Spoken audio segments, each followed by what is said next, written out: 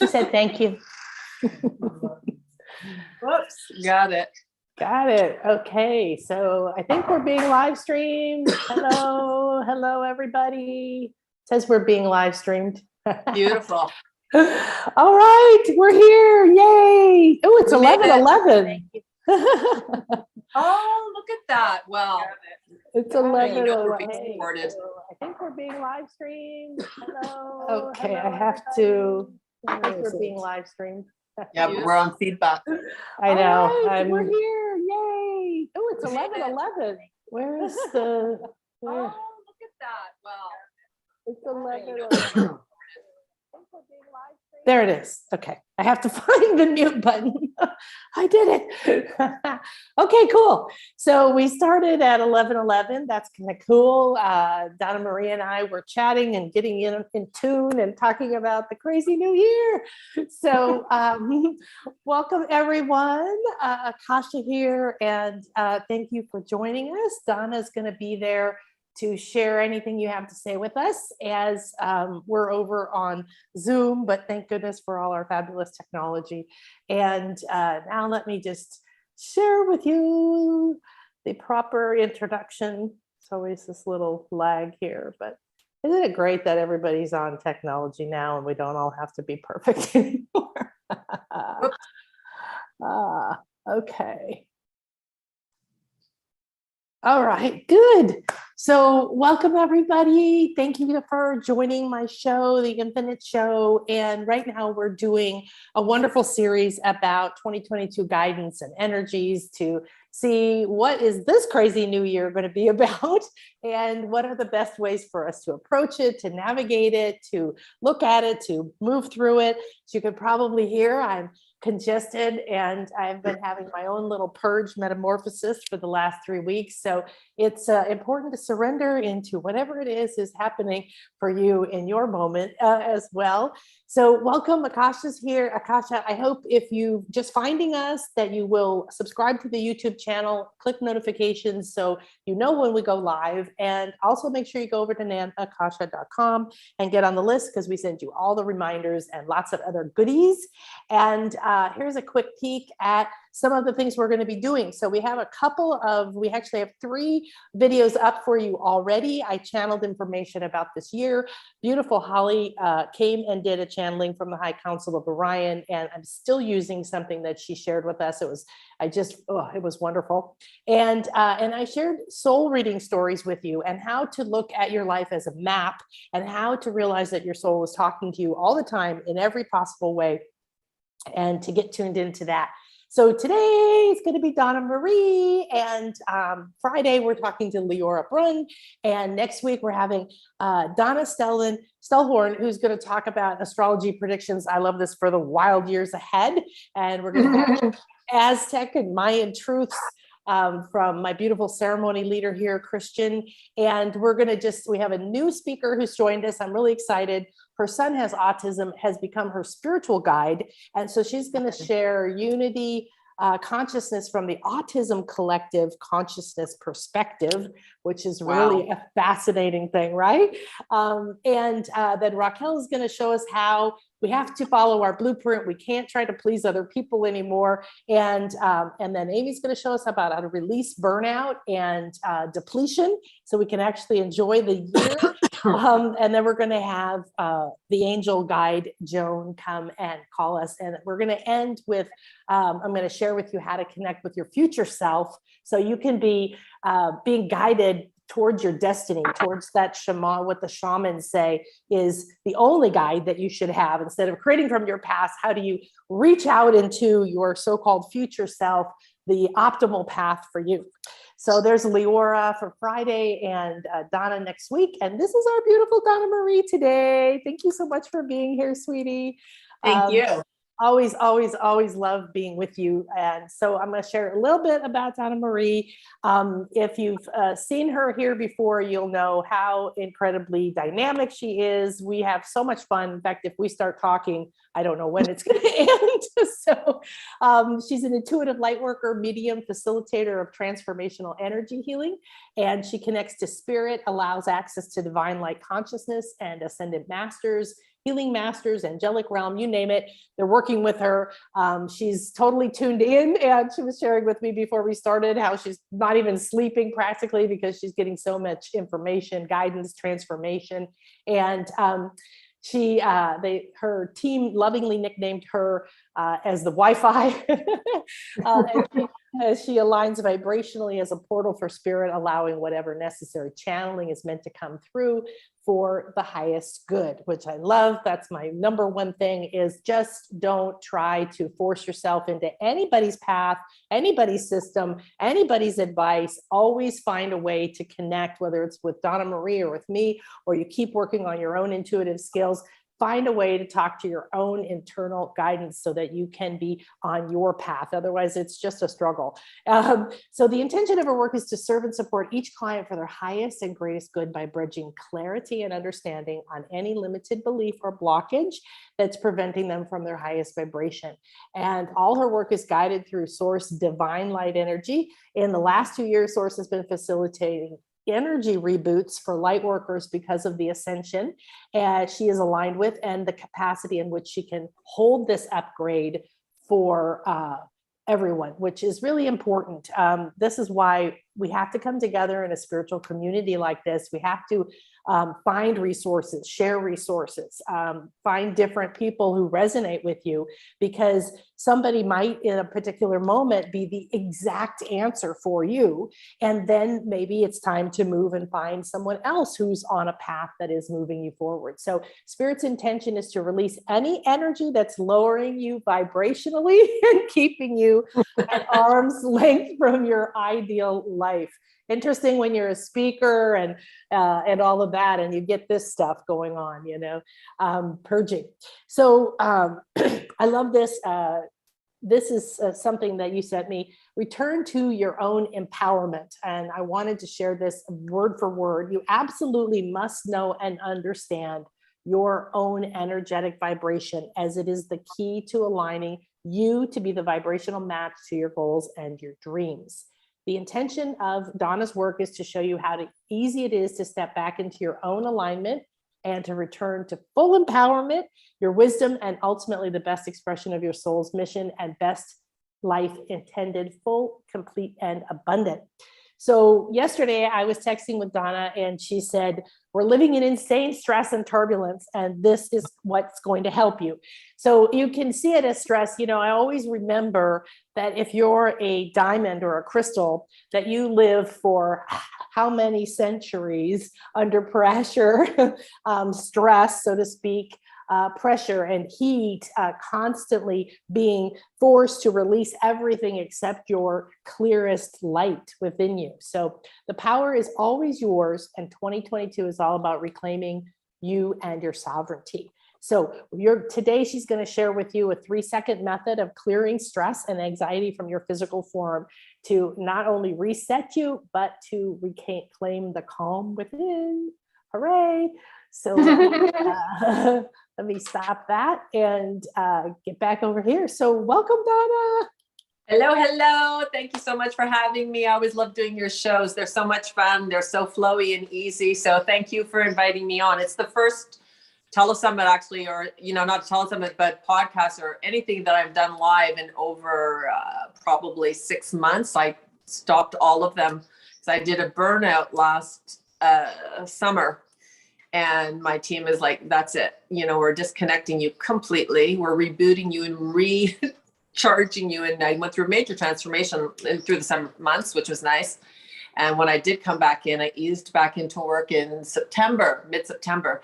And they said, nothing until 2022. And we'll give you'll know when. And then you contacted me and and I look and they're like, yeah, you can go. I was like, okay. So thank you. Yes. Yeah, I know. It's a really important. So I know that we have lots of light workers and healers and people on their personal path, or people who help other people in different ways as well. And we've gone through a lot of decades of transformation, of up-leveling our vibration, understanding better who we are and everything. And there's, there used to be the tendency to think, oh, I should know what to do to fix myself. What's wrong with me? And then we would judge ourselves for having to take time off or getting sick or whatever you want to call it. And I really love that you shared that you took off, almost a half a year or so, because I think it's been maybe 3 weeks that I've been taking off. And in general, everybody's been so loving and so kind. But it's one of those things where I want to do my groovy thing. I want to be out there, connecting with my clients. Today's my first day back. And I've got some sessions this afternoon. I want to be out swimming in the ocean. I want to be at my peak. And yet sometimes what's optimal for us in the moment is not to be doing what we think or what we used to think was the best use of our time. Mm-hmm. I completely agree. And I think it's something that it's a learned skill set, right? Because we're taught at a very young age to do.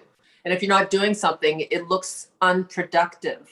But what I've learned since I've been in my spiritual practice is that so much gets done in the unseen and the not doing. And it's in the allowance that we actually receive.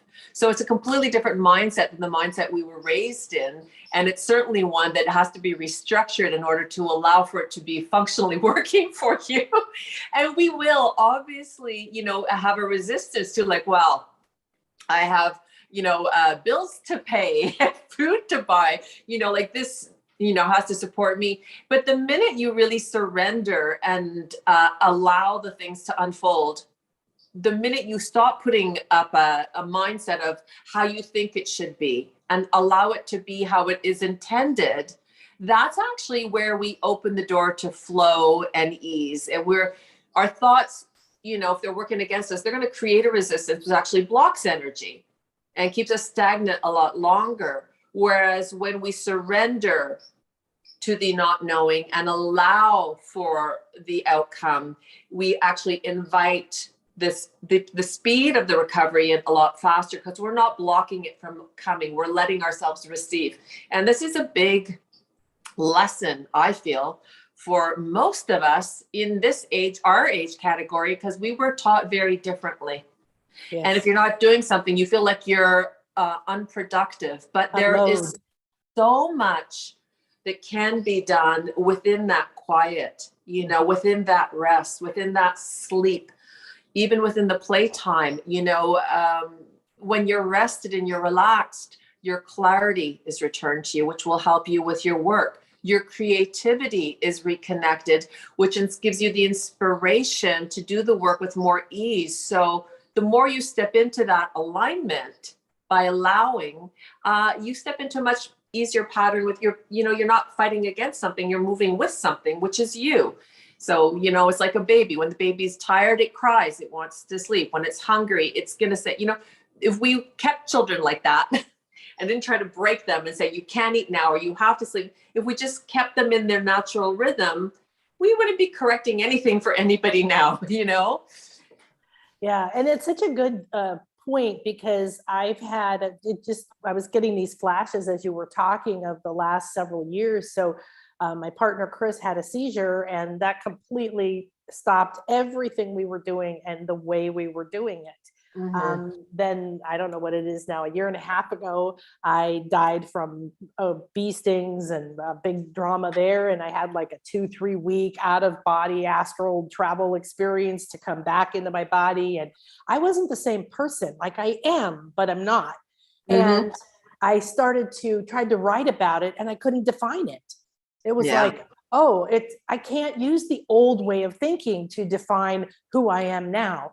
And I realized as I was doing my sessions with my clients, as I'm channeling information, there's a difference to how it's happening, what's happening.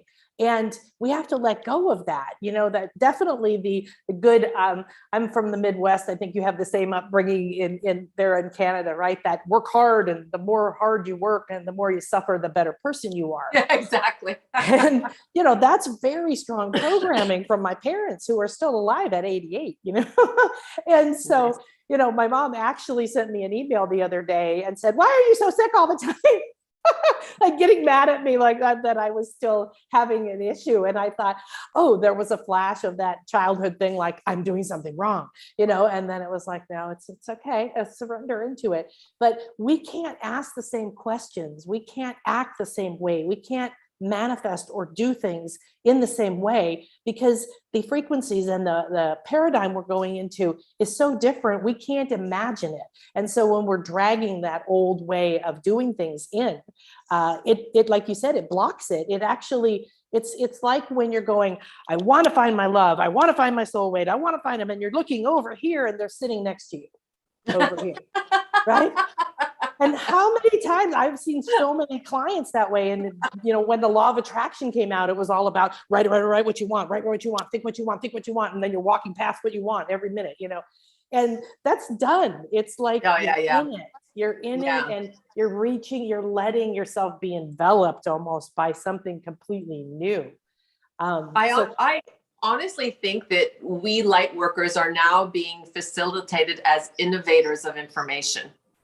I really do, because the old ways of doing things are being shed. They are lifting, and the new ways are coming in, but they're coming in at such light speed. And the variances are really different dependent on every single person's vibration, because whatever they can hold of vibratory light is indicative to their understanding and their resonance. So when you understand that, I feel like our positions now are being utilized to bring in this information and bridge the support where it resonates with the people that understand. And I feel like there are many different light workers for many different levels of understanding, where everyone can be reached each in their own way, dependent on, like you say, you hear something, it resonates. And so there's an attunement with your spirit, your soul's blueprint that is going, yes, click, this clicks for me. From what I've practiced and know, we are definitely spiritual beings having a physical experience, but our soul's blueprint, from my understanding, and I always say this because this is how it's been made to be understood for me. This is the understanding I've come to, and I'm not saying this is the only way. This is how I understand it. And there are many ways of understanding energy and all that is happening. But for what I have understood is that our soul's blueprint carries the vibrational DNA codes of all the gifts that we have gathered across our other lifetime experiences. But I don't just mean in the physical realm, but the planetary lifetimes as well. So we have an incredible amount of coding in our DNA systems. And what's happening now is that as the shedding of the carbon densities, the old systems, the old paradigms, the old ways are being cleared out, they have to be cleared vibrationally from the physical form for us to hold more vibrational light. And we create expansion through the allowance and the understanding of the transmutation and the transformation that we're all experiencing as individuals and as a collective. So there's so much that is happening to us. It's a shit show. It really is, It is. It's a hot mess. This is what I say. Okay, so it looks like a hot mess, but that's part of us having to let go of thinking it has to look like this. It has to be like this. I have to know where my money's going to come from. Okay, let that one go. Because honestly, I was a workaholic, and I've been working for myself for decades and decades. And it was just work, and do, and be, and make, and create, and think, and figure it out, and analyze it. And man, did that have to die 3 years ago? It was like, no. And then the fear, but because it's just a habit that we're used to that. But the bigger thing is that you said understanding. And understanding is not analysis. It is not mental understanding. It is not figuring it out and making a plan and putting everything into a little category and saying, okay, now I can rest. Now I got my business just where it's supposed to be. Everything will stay that way. No, it won't. It's going to shift. And I think that's why people that do this work, people who are actively, consciously seeking and looking and receiving and letting go and going, I don't know, but I have this dream, right? Or whatever it is, because we're being, like you said, we're being cleansed so that we can have a higher level of understanding. And that's an understanding at senses. For me, we have 360 senses, probably more. And so we have senses we haven't used. We have senses we haven't awakened, and they can bring information. They can guide us. They can do all this. And it doesn't have anything to do with figuring it out in our head. So that analysis of paralysis of analysis, really, right? That we were taught, like you said, the programs from our childhood. And I'm 100% in agreement that your spiritual blueprint is, I say you're here on a fully funded mission. We think we were sent down here alone. What the hell? I'm down here suffering. I don't know who I am. This is where we've been walking, right? But we're not. We came with all the codes. It's like we've got Costco on steroids in our field, and we just have to trust whatever I need is here. And I'm not using those tools anymore. I'm not playing with those toys anymore. Right? Those are my 3-year-old toys. Now I'm older. Yeah, So, and we're being shown new ways of using and facilitating. Every single day that I'm working, they're showing me something new, and I'm like, oh, okay, I didn't know I could do that. They're like, well, I always laugh when I say it. They're like, and they're kind of like, well, yeah, okay, it's not you. We're doing it through you. And I'm like, oh, okay, I get it. yeah. But it's all these. But I remember when I watched the movie, My Octopus Teacher. Did you ever see that movie? No. Oh my God. It is a beautiful, beautiful story. I was in tears at the end. So many people said, you should watch it. You'd love it. And I was like, oh, no, I don't think so. One night I was at home and I was like, last winter, I was like, okay, I'll watch it. Well, I was riveted. I couldn't pull my face away from the movie. I watched the whole thing. And then at the end, I was bawling my eyes out. It was the most touching, beautiful story, how this deep sea diver studied one octopus for a year and they became friends. It was incredible. But while I was watching it, my team, because they're always like the peanut gallery, coming in and giving me little like, oh, da all the time. And they're like, you're like the octopus. And I go, what do you mean? And they go, because every tentacle has over 250 sensors on each tentacle. So they go, you are as sensory as that octopus. So now know what you know. Imagine how much more you don't know. And I was like, shit, there's a lot left for me to find out. But showing you how when we're not congested with false beliefs, false truths, false programming, which has impeded our light, our gifts, our abilities, and our abundance, 100%. Once that is cleared and released and the mentality has been readapted to the alignment that is your essence, your truth, your gifts, your wisdom, your awareness. I mean, the whole point of all the work that I do is to, and they ask me all the time, bring them back to who they are, bring them back to who they are, show them how to get back and show them how easy it is and show them how to stay there, because living outside of yourself, you'll never complete what you're here to complete. You'll never have the full ecstasy of all that you're here to express, create, and live and experience through your gifts, through your talents that are innate to you and only you. What a loss of time, energy, and life if you didn't get to see the full expression of who you are, or understand how easy it is to return, or know that you possess the sovereignty and the power. The power, people feel so powerless today. It's terrible. And this is why they're like, remind them. Like, it's just all they want me to do. When you have the idea that, because this is, I think, where people are, people that follow us, people here. Hi, everybody. I saw there was Sandra and Gaze and Destine and Michelle and lots of people. Thank you so much for joining us. But people who are clueless still, right? That there is this other level to who they are. We were talking before how just insane it must seem right now. Like the end of the world is coming and hell is happening because of this, just all kinds of craziness. And yet when you even tap into a little bit to say, oh, you can't please everyone else and become who you are. Yeah. Right. Like, and be who you are. And I think that to me, the saddest thing is my ex-husband's father died completely clueless of who he was. But not just that, because he had 7 children and one of them died of a brain tumor when he was 13. And when that happened, he shut down. He couldn't handle it. He didn't know how to process it. And it never changed. And he lived, a very long time after that. He lived over 50 years. Yeah. And yet I watched him separate himself from people, separate himself from happiness, separate himself from love, and just stay stuck in that grief and that anger.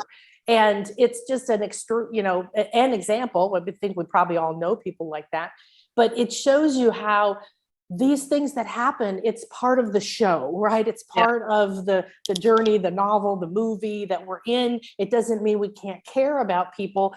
And yet we have to take the grief and say, inside of here is a different thing for me to experience. Once I've had this grief or this loss or this transformation or this illness or this disability, whatever it is you feel challenged with, now you have a completely new perspective.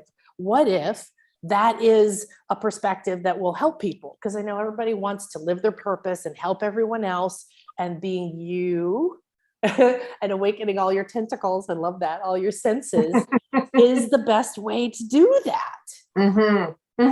And this is where people need to be reminded of their power and just shown how to return to it, because once you're in that place, that you have everything that you need in life. You really do. There you go. I love it. It's all you need. I always say that, I've got people that laugh at me. You are all you need, but it is the absolute truth. And to believe outside of that, then you haven't reached that yet. And that's okay.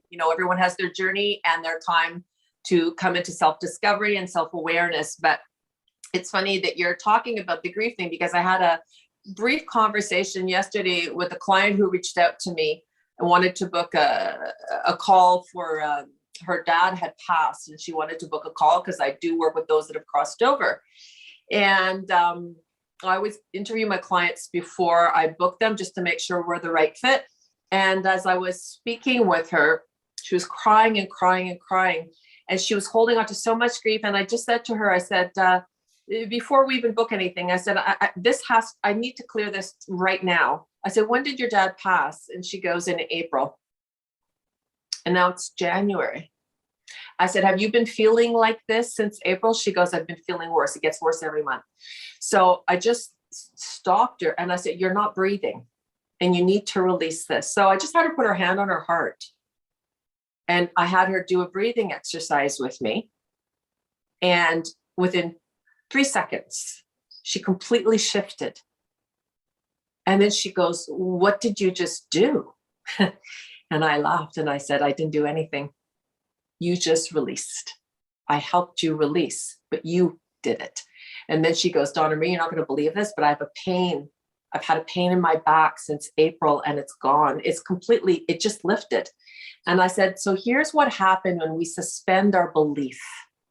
We suspend the way that we think, and we just give ourselves permission to allow what could be done, what could be facilitated if we let energy come in and clear out the blockages that are preventing us from that alignment.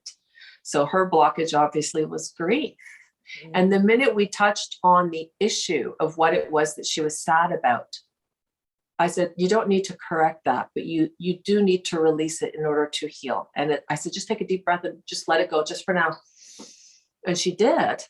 And everything shifted. And this is why when you said to me, what do you want to share? This is exactly what I want to share, because it's that fast. But we have to give ourselves permission to allow for something that we can't see, that doesn't make sense, that we haven't been raised with, but it is a way of facilitating the energy to support us. And the body is not designed to hold on to anything that is a low vibration. This is where we become sick. Yeah. It's a condensation of energy blocked in one specific organ or area of the body. And to help people understand how to release, Because again, we're in a world where you have a pain. What's the pain? Here's the pill for the pain. Yes. In energy work, it's like, what created the pain? Yes. Because it's the emotion that's been unaddressed that targets the organ, which feels the pain. And as the organ gets overwhelmed with the emotion, it gets louder and louder and louder until it becomes a dis-ease within the body. So it's, and I said to her, just what you're holding all this pain, you're holding all this sadness, but what is it? It's this one thing. One thing I said, so here's the thing, to let go, it doesn't have to be fixed. It doesn't have to be rectified.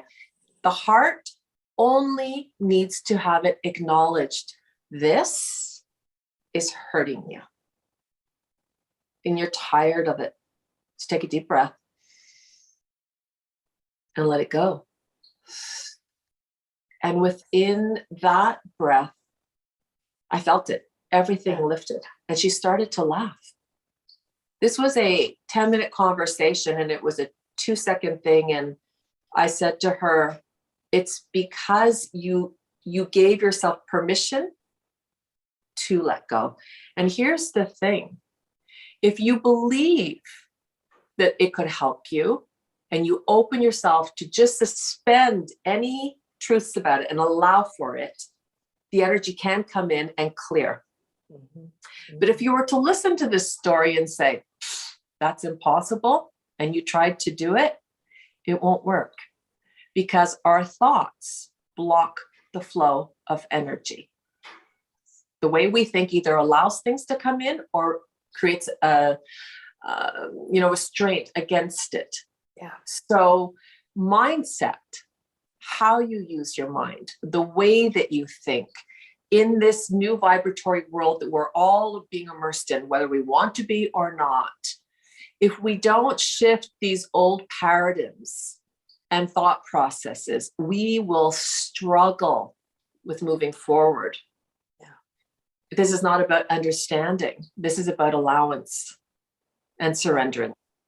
It's so key what you're saying, because again, like we mentioned earlier, we've been taught this is the way it works by doctors, and medical and this and that, and put on a pedestal that you can't heal your tumor in your kidney without going through chemo and having somebody chop it out. You're in a fantasy world, and you have so many people bullying you. I have clients who've healed from cancer. I've seen miraculous healings. I mean, I've seen gangrene reversed. Okay. I've been doing frequency work for decades. I've seen shit I never even knew it still existed on the planet. And it's all energy work. It's all homeopathy or something that's vibrational. But it's because, like you said, when we get that soul wound, or we are so attached to, but I lost this, that grief, grief emotionally is regret. That means our emotional field, all of our power is steeped in regret. Well, what does regret do? Keeps looking at the past. Keeps saying, oh, I wish that hadn't happened. Why did it happen to me? It's not fair that it happened. I mean, I know my daughter died. I don't want to lose anybody either. And grief is so heavy. But like you said, allowance of letting that energy in to lift you out of it. And it isn't disrespecting anyone to free yourself from that grief. And there's so much bitterness, I think, right now coming up.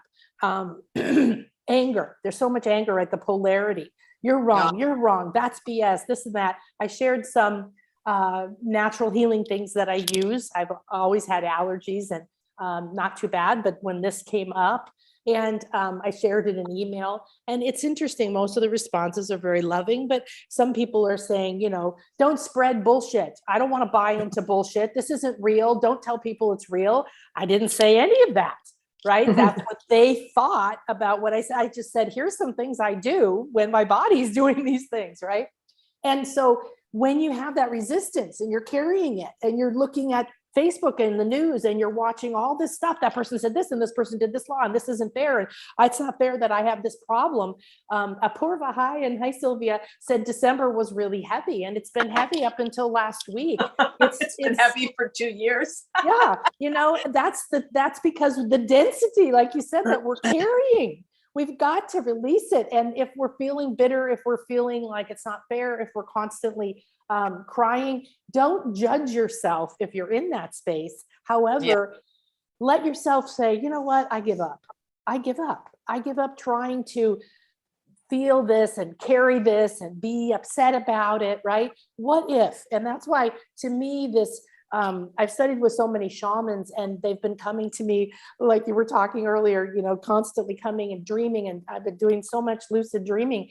And it everything overall is about taking your focus and reaching into that unknown, that future unknown, and saying, where is the me?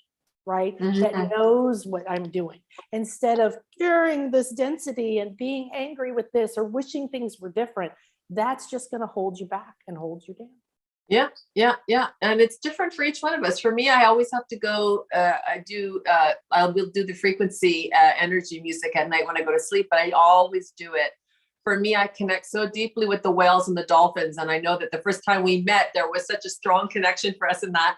But I always have to go down to past, like they showed me, you know, like the guy at the center of the earth. And then they had me go lower, and they said, there's another universe down here, and there's another ocean here. And we want you to go into the depths of this ocean. And when things get too crazy, this is where you're going to go and get restored, because you're returning, you know, it's the whales, the dolphins, they hold so much information, you know, on sonic healing, vibratory healing. The whales, it's been made very clear to me that they are the holders of the peacekeeping of the world. They've been holding them since, you know, the fall of Atlantis and Lemuria, and when everything was divided up, to where does all this information go until it's safe to bring it back to Earth again without it being abused like it was abused. And we're shifting into that now. And so they always like, go back down to the waters, because they're just vibrationally, you're going to reconnect to that which you know, and it's going to give you that centering and that calm. So the next day, and it works beautifully for me, you know, but I have an understanding of what facilitates my calm and my centering. And this is what we all need. These are the things we need to be learning as individuals, what works for you, so that when everything is going awry, you have a place to return to that is yours, innately yours, where you realign to the wisdom that you have gathered across all timelines, the gifts, the abilities, because that is your place. Yeah. Rightfully so, your sovereignty, you know. Yeah, absolutely. It's even been forgotten. Everything since I got here on the Yucatan Peninsula, and I didn't think I was staying. I thought I was staying for 3 months, 5.5 years later. But I started realizing, you know, all this Mayan wisdom and the temples and the shamans and the earth. And then I started going in the ocean, and I realized Atlantis energies are still encoded into the ocean, into the waters, into the sacred waters in the caves. And so every retreat we would have, there was at least one activation I would channel on a pyramid somewhere, where we would reconnect to our Atlantean selves, and people would re-experience who they were in Atlantis and what job, quote unquote, had, what skills they had. And when we did the Arkansas retreat, the crystal beds, you know, were talking and telling us how they were put to sleep, right? They were put to sleep at the fall, right? The separation. We had to be separated from that wisdom, that knowledge of understanding how to talk to crystals, how to reach our senses, how to do all this, because the separation happened. We weren't working through the heart anymore. It was manipulating energy. And of course, we've had to live in that for a long time now. But I literally saw like a little timer, like an alarm clock, that the crystal beds are waking up again. That the Atlantean energy and the ancient energy and the wisdom of some of the ancient cultures and all that stuff, it's waking up again, like you were saying. So we can access it. A vibratory match now that's coming to, it can be used, it can be utilized properly, because humanity is making ascension. And when I say ascension, we don't go higher. I just want to make this clear, because I know that we talk and we know what we're saying, but just to be clear, okay, because there are all these words, but what does that mean? Ascension is literally your physical form able to hold more light energy. And within that energy, your old prototype DNA coding that's in your soul's blueprint become reactivated with the light. And the sun has been giving us sun code, sun plasma, moon as well. We've been getting incredible coding from the moon, coding from the wind. The energies in nature have been full. So they're trying to reach us in every way that we can. And as we shed the carbon densities, as we release the old ways, the old patterning, it gives our body movement for the cells to now clear out the old, take on the new light. And this is what creates expansion. And as we expand and our physical body holds more vibrational light, what it means is that our vibration moves higher, which means we can connect to a higher vibratory understanding. Yes. That is how I've understood Ascension to be. Yeah, in the early days when I was, my fashion design business collapsed and I thought I was a big loser. I was at the end of my 20s and everything I had done, everything I had been taught just fell apart, big deconstruction, thought it was the worst thing ever. Of course, it was the best thing ever. But at the time, I had no spiritual or religious upbringing whatsoever. It was all intellectual hard work. And so I started going, what's out there, and seeking before the internet, all these things. And I found, I lived in New Mexico, and I found this bookstore that had this little lady, Karen, who channeled someone named Banu. And I didn't think that channeling was real, but I went and I sat in the back suspiciously. And over time came to be blown away by the reality of that. And there was a guy in the group, bless his heart, who wanted out of his life. He had that attitude that somehow being in a body on earth was a punishment, right? And I don't meet a lot of people like this anymore, but if you have some of this, like, I just need to get out of this. And he kept waiting for the ascension, which meant that he was going to be lifted out of his body and out of his life and taken away from his wife and taken away from his children and away from everything. And I kept looking at him thinking, why do you want to leave your children, and he was like, and there'd be some harmonic convergence or something. He'd stand in the backyard all night. And then he'd come to the next meeting pissed off. What the hell? Why didn't I leave my body? And, that idea, the religious idea of ascension, and all this idea of, it's happening here in the same space, right? Yeah. Right here, like you said, you're ascending your consciousness, your frequency, your body, the dense body, and the old pain and fear that it's carried, and the beliefs that it's carried, and the wounds that it's carried of having your head chopped off for being your truth and all that shit we're carrying around. That can't hold these higher frequencies, like you're saying, which is why we're purging this stuff, right? It's why we have to rest and we have to get rid of it. So that's really important to share that. Talk about how you were telling me at first that the information was coming through so fast for a few months for you that it almost wasn't intelligible as you were saying it. Well, what happened was, because as you move into higher vibratory realms, okay, if you're connected to something that is very vibratorily high in their vibration, they can only come down so far. We have to make our way up to meet them. So I have to be able to hold space to not only allow for the connection, but then maintain the connection so they can move through me and then work on whomever it is that I'm working with. And when I had I had a burnout because 2020 was too much happened that year. And I lost my mom and my dad within 5 months of each other. I facilitated both of their crossing over. And it was the most beautiful experience that I've ever, that was a gift to be able to do that for my parents. And, but after my mom died last February, my dad died in July, and both of them of their own things that had issues, health issues. But right after my dad passed, my team came in right away, and they just looked at me and they pulled the plug from the wall, and it was like, and I couldn't connect. I was like a person. I was like, this is not good. And they said to me, you have overextended it. None of your organs can support this anymore. You keep forgetting that you're human. Because you can connect doesn't mean your body can support it. And you have been overdoing it. You are depleted across the board, which I knew. I was exhausted, physically exhausted. But when you connect into this energy, you feel like a superstar. I mean, the energy is so high and vibrant. You feel phenomenal. It's when you disconnect and then you're just holding your own physical space. So they're like, you can't keep, we've been supporting you because of what's going on, but now you need to stop. So they pulled the plug in mid-July, and I literally did nothing. I couldn't do anything. When I had no energy support, I realized how depleted my body, and it was in complete burnout. And just to tell you, I would be sitting outside in the sun. Thank God, like the sun, it did amazing work on me this summer. And I would be sitting there and having to get up to go to the bathroom. And I would wait as long as I could, because the thought of just getting up and moving was excruciatingly difficult for me. And I'm a person who has a lot of energy and boom, boom, boom all day. So to be in that, anyhow, what could have taken easily 6 months, 12 months to regroup, they healed me completely within a 2-month time frame, which was insane. But I allowed it.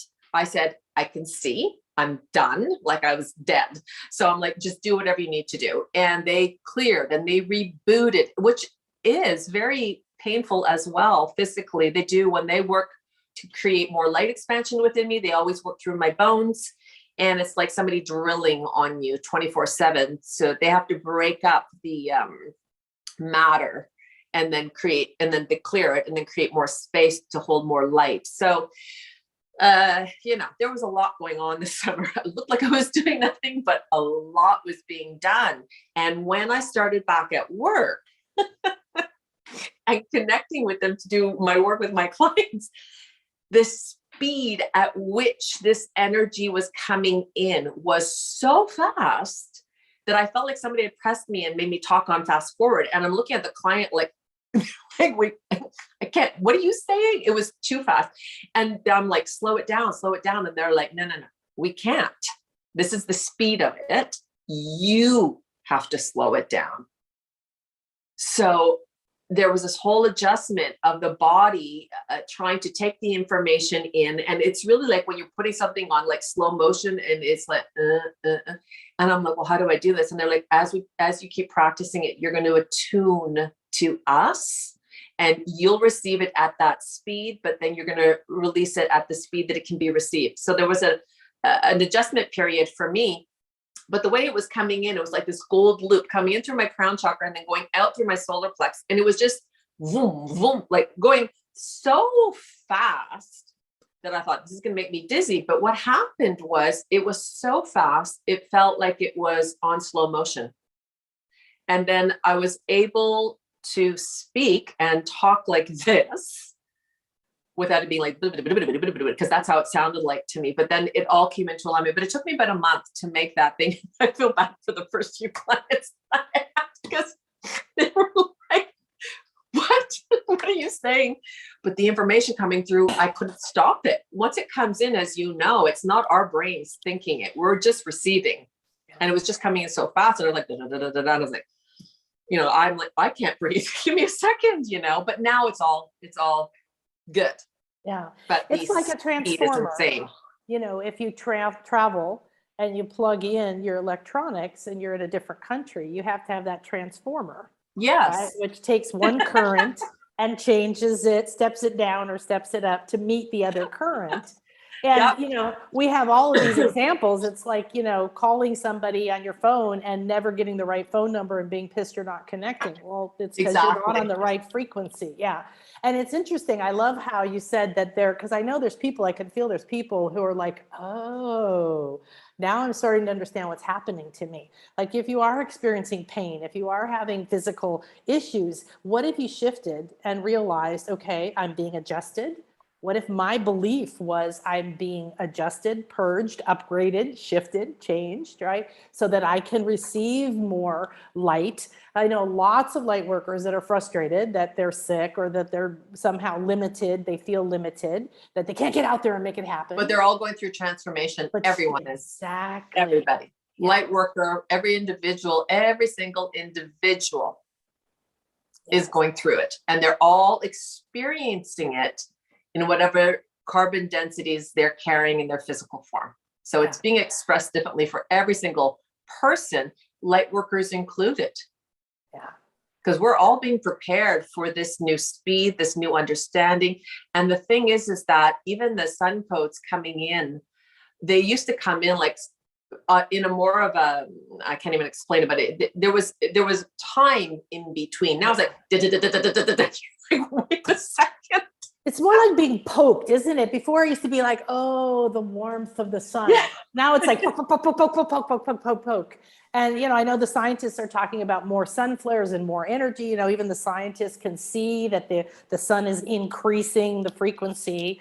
But the reason that every one of the ancient cultures understood the sun to be our number one god or goddess or whatever you want to call it, like our number one guide, is because those, like you said, the codes, the amount of information coming, it's like dolphins. You look at one sound, one frequency, and it's the amount of information held in that one frequency. And the people that I know, they're trying to decode one frequency. And it's like so much information. That's the way the sun is now for us. So we shouldn't be afraid of it. But that's the thing, is we have to let go so we can upgrade. Like, my computer is having some problems. I love you very much. All the computers and, I've had things replaced, and now we're getting to the point where I'm like, I really don't want a new computer, or, go through the upgrade. However, right, we want to stay connected at the faster speeds. So you're being upgraded. I'm going to be doing a chakra class. And I was like, it sounds kind of boring and old school chakra class, but in the end of the year they were like, no, this is an upgrade. Like if you, like you were talking about, if you don't upgrade one of the key parts of your energy body, which intersects with your physical body, like you said, you're not going to be able to, bring the energy in that you got to clear out of those physical centers and the glands and create the ability to take in those higher frequencies. And the endocrine systems are so impacted right now, because they're trying to do so much in terms of keeping everything regulated, because things are going crazy on the inside. So they're being really taxed. Your hormonal systems are being really taxed. I mean, it's interesting to see, because they'll have me do scans and they'll bring me in and like show me things, and they're going, look at this, look at this. And I was like, wow, it's amazing when you get to go in and get a little bird's eye view of what's happening, what's going on. And it helps you understand how energy moves and works, and how it lifts, how it clears. So for sure, once you've seen it, it's so much easier to understand it and then share it. For someone who has no idea, they're listening to this conversation like, loonies. They're not there yet, which is fine. Everyone gets there when they get there, and not everybody's going to get there. We're all here also experiencing our different things, but I feel like if people were to understand that they're shifting, whether they're aware of it or not, what might ease them is knowing that these ascension symptoms are very similar to feeling like you have a cold or a flu, because you are clearing out the organs that are carrying these densities. So you will feel, pains or aches. And what I've been seeing a lot in clients is arthritis, like inflammation, internal inflammation, that all of a sudden something acts up, and I'm like, clear it, just clear it. It's all through the breath that you can clear all of it. But this is where people, again, can be supported in knowing that there's nothing wrong with them. Because I'm sure if you would go and get checked, the doctor's going to look at you and say, well, all looks good from my end, but, I don't know how schooled they are in internal transformation, energetic transformation, light coding, and, re-imprinting. So you're going, you only know what you know until you know more, and then you know more, and then you can do more. And think about this, think about how, and I'm not putting down the medical community. I broke my wrist a few years ago. I was very happy they were there to put it back together. And then I did my energy work, right? Yes, so there's a place. My brother-in-law had his 50,000th cancer this summer. Went through, I don't know how many chemos, and broke his back, spine broke. It was intense. He's still here. I can't believe it. And that's his method. He likes what they're doing. I'm over here doing my stuff for him to support it. But when we're looking for the definition, one thing I learned very early on in healing work was, in radionics and things, we would get somebody's witness, we called it their hair or their blood, and we would be able to test through that and treat through that and all this stuff. And we would see that in one moment it would look like they had cancer, and then the next moment it would look like they didn't have cancer. You're a shifting energy being, right? So if you are bringing up, let's say, old wounds about being afraid of speaking your truth, right? And you're getting a sore throat and you're having pains in your kidneys and, these things are coming, you might go get tested. You might say, oh, there's a problem. And it might say in that moment, you have this problem defined by medicine, which only looks at one thing, right? And then that wave shifts. Maybe you go through your purge and 2 weeks later, you're fine. I was talking to a doctor yesterday that I love. He does energy work. He's a full-on surgeon doctor in the US. He's also an energy worker, and he develops drops that are homeopathic-like that cure, you name it, okay? Ebola, COVID, cancer, all of this stuff. And he's telling me the results. They're doing tests for the FDA. They have to walk both paths because they want to help as many people as possible. And he was like, this woman, cancer, breast cancer, lymph, blah, blah, blah, blah. Here's the tests, drops. 2 weeks later, goes in for the test before the surgery. The tumor is now this tiny, right? There's nothing left over here. And they can't grasp it. Or people who are being told, well, your mother has this problem, so we better watch it. We better look for it. You're looking for the fact that your DNA is going to give you your mother's problems, right? Exactly. And that's dangerous. It's very dangerous to be looking for that, because you're going to find what you're looking for. Okay. You can find proof of anything. Yeah. So yes, be careful. Take care of yourself. But, hi, Lucy. Hi, Iritag. She sends love from Jamaica. She said, oh, wow. Jamaica. God bless her. Yay. Anybody warm. I'm envious. I know. Last few weeks, I had my elbow and knee on the left side get all inflamed and hurtful. And Lucy says, I'm having issues with adrenals. So big time. So glad to hear that. Yeah. Think about what your adrenals do.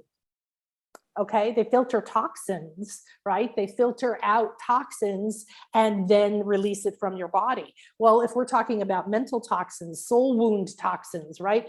All the manipulation of people and the abuse of people through the centuries, the toxins that we're releasing, these things are going to come out of your body. And inflammation is a immune response, so to speak, right, of our body.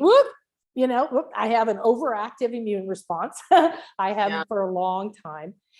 So look deeper at what's happening. Say, oh, okay, I'm having an immune response. What if I, like you said, relaxed and allowed this? Apurva asked, what other alternatives do you suggest for serotonin supplements? I'll share what I have to say. Number one to me is energy work. Activate your pineal gland, which is your crown chakra. It's part of the endocrine, like Donnie was saying, and it is an antenna. It is what's going to connect you to all these other realms that we're talking about. And it's had a lot of problems over the years of becoming atrophied. Calcified. It calcified. Super calcified. It got hard and it fell over. I remember when I first started doing work, my mentor kept saying, your pineal is atrophied and laying down like it's in a grave. And he would tell us all that. He goes, everyone on the planet. This was 35 years ago or something. And I'm like, what does that mean? He says, it's shriveled up and it fell over, and it is like, has to get the coffin off of it. And then it has to get rejuvenated, right? And so there's a lot of really great meditations and energy work and things you can do for that. My number one thing is cacao. Okay, cacao is not cocoa. It is what cocoa is made from, but I live in the land of cacao, and it is the bean or the powder, and it is to heal your heart, and it is to increase your serotonin. So get some organic cacao. And your circulatory system. It's great for your blood. Exactly. And it increases the serotonin, increases that in your system. When you do a lot of spiritual work or energy work, you have to be careful. You plow through your serotonin. You just plow through it. So when I'm doing a lot of sessions during a day, I make sure that midway through the day, I make my hot cacao. I put it with some stevia, and I blend it up with my coconut oil, and it's super yummy. Sometimes I put a little mint in there, but it replenishes it. Do you have other suggestions for that? Well, it's funny because in the last year, well, I mean, when I started coming back again, they kept telling me, because I drink water, I have to, water is our, our conduit, right? For energy, for a connection. And I drink water all day long, but they said to add pink Himalayan salt to your water and to add a lot more electrolytes. They go, the speed the energy is coming in is burning your electrolytes. So they go, you need to apply electrolytes to. So what I have, and I just had it before I came on, is a glass of water and then a glass of electrolytes. So the water has lemon, because fresh lemon is actually a very good grounding technique. And then a pinch of salt. And then I have my glass of electrolytes, and I just go back and forth with that all day. Again, because we're flushing, and for the adrenals, they are constantly in need of being reset.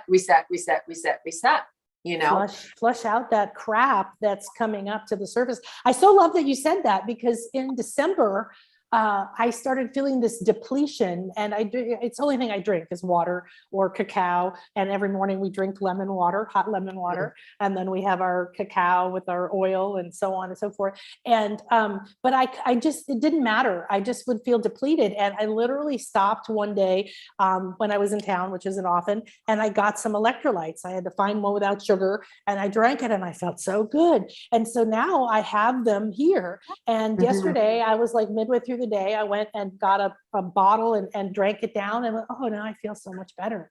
So I love that you said that. That's really good. And you can get electrolytes with caffeine or caffeine free. Say if you wanted to keep your energy, you don't need a lot of it, but I do with caffeine in the morning, and then I'll do caffeine free all afternoon. Oh yeah. So, you have to decide for yourself how the caffeine works for you. I never liked caffeine. I love coffee, the flavor, never liked caffeine. So most of my life, I didn't drink coffee except on a rare occasion.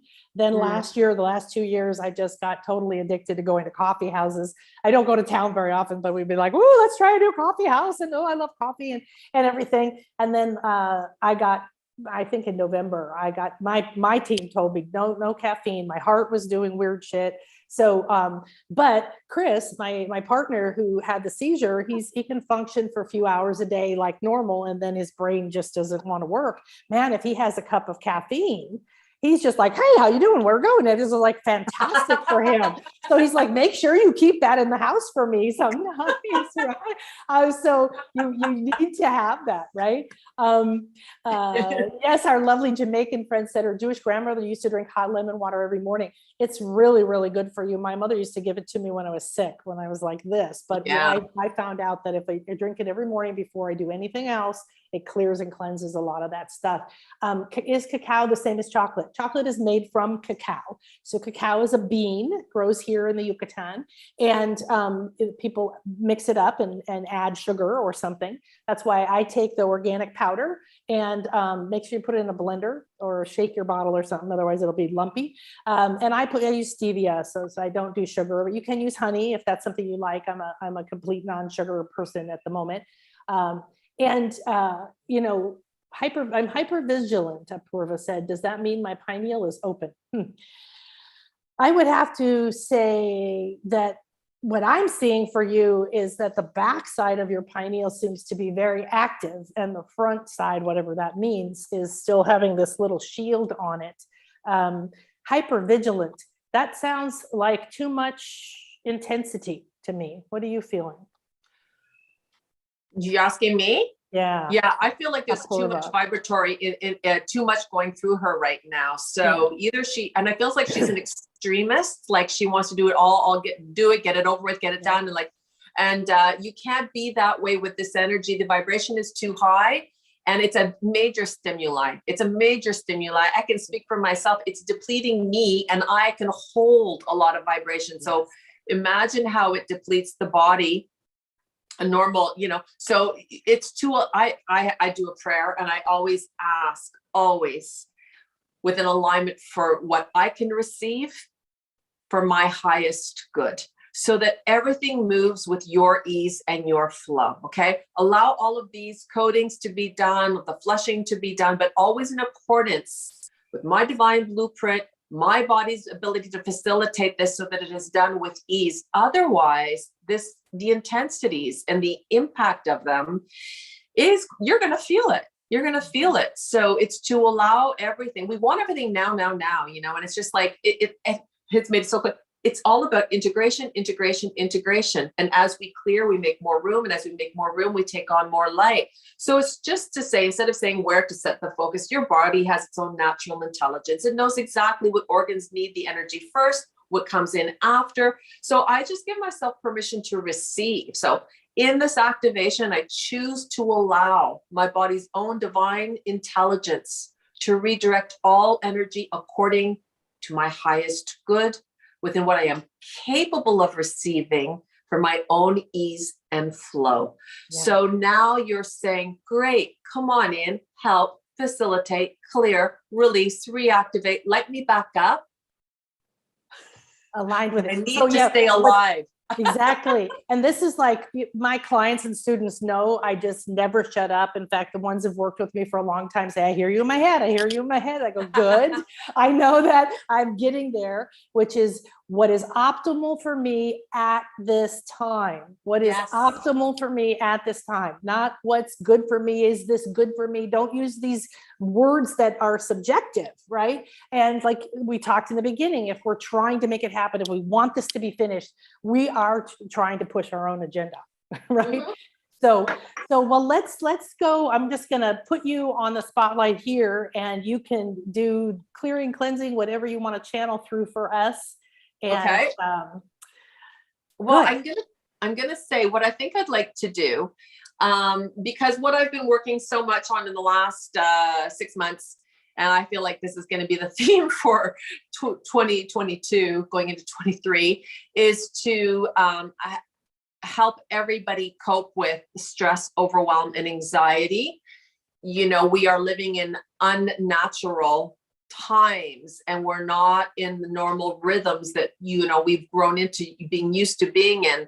Confinements and lack of energy and lack of exercise and lack of social, you know, there's so much that's being removed. There's a lot of anxiety. And what I see all the time is people having a lot of anxiety, having a lot of stress, having a lot of overwhelm. Now, there are many reasons for it. A lot of it I know is the body takes on too many metals, because it's a lot with the stomach. So if you've got leaky gut, if you have a lot of anxiety, I would say get your stomach looked at, do a leaky gut protocol, because your stomach is your second brain. And if you are holding a lot of heavy metals, and that can be cleared through leaky gut, also, zelenite is a good way to clear out heavy metals from your body as well. There are ways that you can do to try and take care of your digestive system, so you can lift the fog, you can lift the stress and the overwhelm. So that's a physical thing that you can do. But the one thing you can do right away is through the breath. You know, when we're stressed, anxious, or overwhelmed, we hold our breath. And then when we hold our breath, whatever we're thinking or feeling, that energy gets pushed down into our physical body, and it immediately impedes our vibration. So if we want to be in a high vibration and have the energy to facilitate our day, and the clarity and the creativity to support the work that needs to get done in that day, or that you'd like to have done, when you're in a low vibratory state, everything is difficult to do. So this is where I've been using it so much, this breath work, where, you know, people are saying, well, this thing is wrong with me, like this issue. And not this issue, but this pain. I have this headache. So they're taking a pill for the headache. So I'm going, well, that's fine. And it may clear the headache. But if you don't look at what created the headache, that headache will resurface the next time that issue resurfaces. So it's about just getting off the need to know and just let go. And so I always say to the person, just take a minute, stop everything you're doing, close your eyes. So I'm just going to explain it, and then I'm going to have everybody do it. And close your eyes and go within, and you talk to your inner self, your higher self. And you're just going to say, show me, you know, I've got this headache. What was it? And they're going to go they'll show you right away. It was that thing that you ate. Every time you eat that, it affects it. Or it was that person that you spoke to, that conversation, that, you know, that pain in my head, this person is a pain in my life. Like, there's always a mental, emotional association before a pain is triggered. Always. So when you're feeling something, I'll always ask the client, well, what were you doing when that came up? What was your environment? What was your day like? Who were you talking to? You could have heard a song on the radio that triggered something within you, and it triggered that. And then if the client says, I just have no idea what it was, then I say, then just surrender all of it. And you go within your heart and you give your heart permission to, it's the heart trying to talk to you saying, I don't like that. This hurt me. This is making me upset. This is making me angry. This is overwhelming me. This is frustrating me. I feel helpless. I don't know what to do. I'm completely confused. People are counting on me. I don't, so you just go in like this. And I always say, just close your eyes and ask your heart, what is it? And if you get nothing, then I say, you visualize yourself taking a ball and putting all those feelings. And then with the breath, blow the ball out. And literally give your body permission to see what it feels like without that density and that weight. And release it and let it go. The minute you say, you don't need to know the answer, you don't have to have the solution, but I guarantee you, if you keep holding on to it, it will block you from that solution.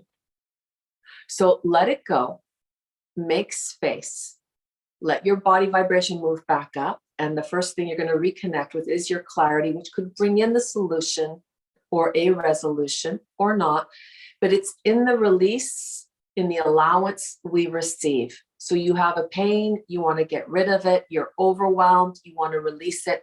We have to give ourselves permission to release it, and it is in the breath. Our levels of anxiety are contained within us, and they work on our vibratory system.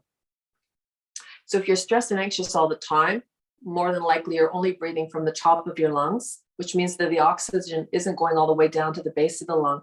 So the brain is not going to be functioning at maximal capacity. So it's to just say, whatever it is, whatever I'm experiencing, surrender.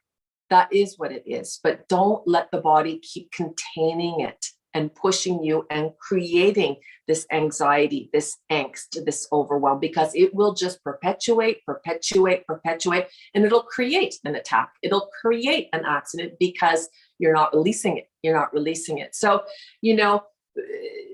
the intention of coming into your spirit and connecting to your soul is because you have to work in union. You have a soul, you have a body. If you come in and join them together, now you're working in union, you're working with each other. And now you can release the energies that are supporting you. But when it's up in the brain going, no, you're never going to get there. You're going to be taking pills, you're going to be taking, because you're not going in to say, what is the union? Why am I feeling this? Where is it coming from? So how people will say, oh, I have a pain, put a cream on my pain. And then I would say, well, what were you doing when that pain showed up? Because that's your trigger. You acknowledge the trigger, then you can release it and let it go. So anybody who's holding on to any kind of worry, fear, anxiety, stress, overwhelm, concern, sadness, grief, desperation, it's to stop, like literally press, I would say press the pause button, go in, give your heart permission to just acknowledge how you're feeling. I am stressed. I am hurt. I am overwhelmed. And then grab it like you're putting it in a circle and literally see yourself pulling it out. And then I go, now sit there and feel. And is there anything else? Yes. What is it? I'm angry. Great. Go grab that too. And they're going to start to do their own natural process of clearing and eliminating, clearing and eliminating, clearing and eliminating. And then all of a sudden, they'll breathe in, they'll breathe out, and the pain will be removed. It can take 3 seconds, 10 seconds, 20 seconds, but it's an adjustment that if you apply it every time you feel a dis-ease, a disconnect, you're going to be training your body to let go of stress, let go of overwhelm. And this is you reschooling yourself on how to move through the energies without them impacting you, lowering you, and depleting you from your vibration. Because that's what they do. They come in and they take over. So it's you taking back the reins and saying, hey, I am feeling like this. This is what's happening. I'm going to grab it and I'm going to let it go. Now, here's where people have a difficult time, because in their mindset, Sometimes the brain doesn't want to release something. Well, this hasn't been rectified. I don't have the answer for this. I don't know what, but as we hold on to it, we can't heal it. We can't release it. So as to say, you don't have to have the answer. You may not get the apology. This thing may never get rectified, but you have a choice. You can keep holding that energy and keep allowing it to play on your energetic vibration and make you feel like shit. Or you can just say, I'm gonna let it go. And it's almost always in the release, and we move up, that a new vibration comes in to give us the solution and draw us back to where we're meant to go. The body is aligned to be in ease at all times. Think of that. How often are you in ease all day? And if you aren't, this is your way back through the breath, through the acknowledgement of the heart. Your heart is just saying, this just needs to be heard. This just needs to be acknowledged. We're not asking you to fix it. We're asking you to let it go. And you release it, and your whole body shifts. And this is what happened on the call yesterday. The girl let it go. And as soon as she let it go, everything went out the door with it. The body is so ready to release what does not align or make you feel good, because it wants to go back into that vibrational alignment that is going to give you the energy and the joy and the happiness of your day. And guess what? When you're in a high vibration, you are aligning to all the things that you actually want to be facilitating for the greatest outcome. So wouldn't it be great to know that you can take this 3 seconds, 1, 2, 3. I have a pain. What's the pain? It's my elbow. Okay. When did it show up? Just now. Okay. What were you doing? Doing that. Okay. Well, that person really she makes me so angry. There you go. Boom. Because inflammation is usually anger. So take a minute, you go in, and every single emotion that you're feeling about that situation, grab it, put it in a circle, and allow your body to pull it up and let it go. And just keep going in and asking what's left, and the body's going to go, we're done, we're good. And you'll see the pain will be gone. So I'm going to do something for everybody now, and anyone who's going to come on the call to listen to the replay. And this is just going to be an activation to give yourself permission to let go. And I always say, start with that. I give myself permission to let go, because if you have any resistance, you will block the flow and block the energy and then block the result. So you have to get out of your head. You have to suspend your belief system, whether this works or not. Who cares? Would you like it to work? Yes. Then all you need to be is in allowance. That's it. I allow it to work for me. Now you've opened the door for the flow, and now you can let the energy out. And as you step into that ease of allowing, your body will kick right back into its own natural designation, orientation. And this is going to happen less and less and less to you, because it ejects it when it comes in. So this is a tool that you can use for your own empowerment, because these situations make you feel disempowered, helpless, unable to move forward. So it's like, no, don't let it sit there. Move it out, make space, move up, and then the solutions will come to you. So I'm going to do just one for the whole collective. And I'm going to just see what they're going to use in the wording. Just know, I always say this, don't go into your head and say, ooh, I'm going to let go of this, or I'm going to release that situation. Your body has its own natural intelligence. It knows everything that you're holding on to that is not in service to you. And it will never, ever release anything that is there for you to be utilized for your own good or your own lessons or your own ascension processing. So sometimes they go, well, that was a bad thing that happened after that. But sometimes we have to have those experiences to have the understanding, to make the transformation, and then move. So the way people see it, good or bad, I don't see it in that light. This was an experience that was needed to take place in order to make that transition. So not go into the head, to take a breath. It takes only one breath to come into the heart chakra, and it only takes one breath to remove energy out. And this is where the speed of it works. And because of the energies that are here facilitating humanity, the collective at this time, they are so trying to support us in releasing and letting go, that it only takes a breath in and a breath out. And this is where people have to suspend the understanding. Can it be that fast? It is that fast. Just allow it. Okay. So I always put my palms up when I do a connection to my team. And this is my way of just giving myself permission to receive. So I'm going to do a little opening prayer for everybody here, everybody who will be here in the future. And always know that when you're working with energy, There are no timelines in any world outside of the physical or Earth. We're the only ones that really deal with time in the way that we deal with it. And so whenever you do fall in this video, know that you'll be receiving it in perfect timing for what you're meant to receive from it. So it doesn't matter. You can listen to it again and again. It'll always work for you for whatever is needed at that time. So I'm just going to ask everybody to take a really deep breath in through their nose. We're going to do 3 breaths and breathe out through the mouth.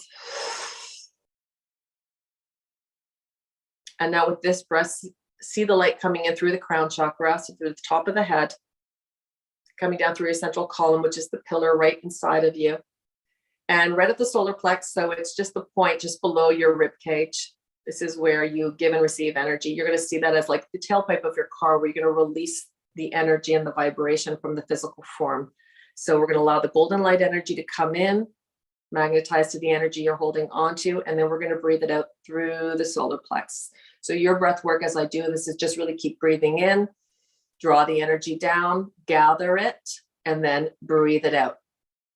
Father, Mother, God, is meant and appropriate. I call upon each and every individual's own team of healing masters, guardian angels, designated light workers.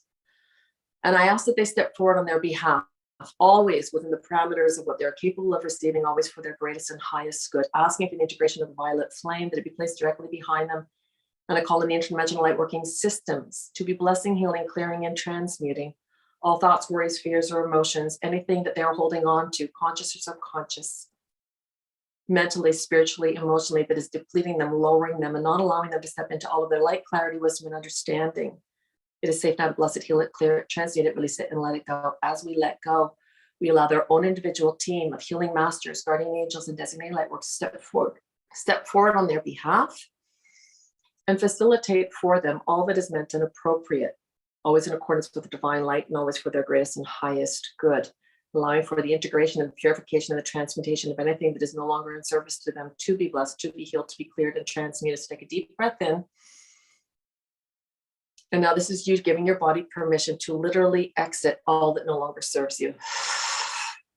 All that I've been holding on to, all that I have been struggling with, any worry, fear, stress, anxiety, overwhelm, uncertainty, any dis-ease, disorientation, disconnect, not being able to move forward, not knowing how to move forward, fear of the future, fear of the ability to move through the future, fear of what is going to unfold in the future. This is creating a great amount of stress for the collective. I give myself permission to step into the now, aligned to my calm, my clarity, and my wisdom by releasing all that is no longer in service to me. So anything that has attached itself to me, thoughts, feelings, emotions, any outside energy, collective energy that is not mine, does not belong to me, does not align to me, and is not in alignment with my highest good. It is safe now to bless it, heal it, clear it, transmute it, release it, and let it go. Breathe it out.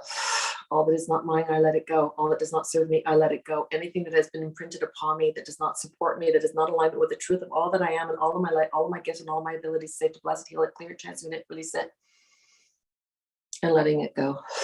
Allowing my body to find its own natural ease, its own natural ebb and flow. Bring me in the alignment. So they're showing me the right and left side of the body, and they're putting in they're beautiful. They're 2 golden loops. And this is showing me the divine masculine and the divine feminine. And this has been really misaligned because there are a lot, especially women, they're carrying a lot more emotional energy through this processing. I've been noticing. So they're allowing this golden light energy to come in and bring a balance. And this is kind of like the balance of your spirit and your physical form, and allowing the adjustments that are needed for you, that are necessary for you, anything that will support you in the transmutation of your own physical being, allowing you to hold more light codes, more light vibrational energy, that you are able to now reconnect and realign to the imprinting and the programming that is your divine truth, that is your soul's blueprint, gold print, and allowing the accessibility that is meant to be received at this time, by allowing for the purification and the transmutation of all the energies, carbon densities, thought, worries, fears, or emotions that are taking space, lowering you, depleting you, and not allowing you to step into all of your light, clarity, wisdom, and understanding. Clearing it, transmuting it, releasing it, letting it go. And allowing, they're bringing in the violet flame. So this is for the purification, transmutation. So energy, once it's in existence, can never be removed, but it can be definitely cleaned and cleared. So they're showing me a very beautiful transformational, vibrational frequency that they're bringing in through the central column. And this is actually activating all of the, they're going right up into the brain right now, actually. So then we're working on the brain. So these are thoughts, programming. Yes. Okay. Cultural programming, imprinted programming. Yeah.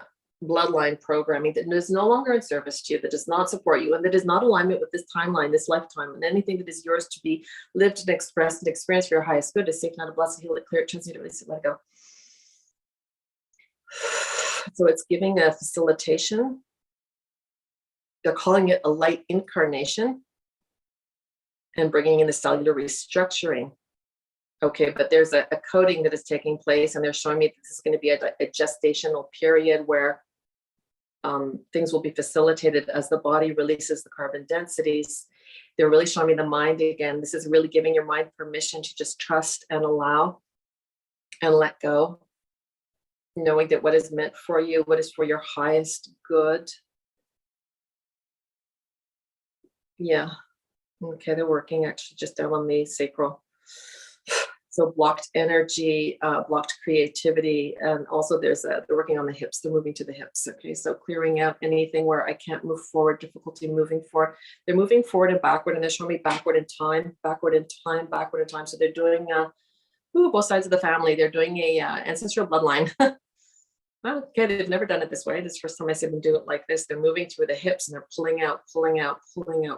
So what has kept you locked in? What has kept you stuck in belief systems, in programming? Okay, they're coming in from the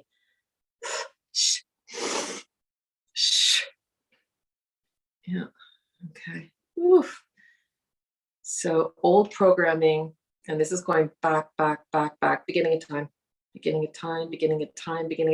They're bringing in these beautiful wave frequencies right now, and there's dolphin energy coming in right now, golden dolphins.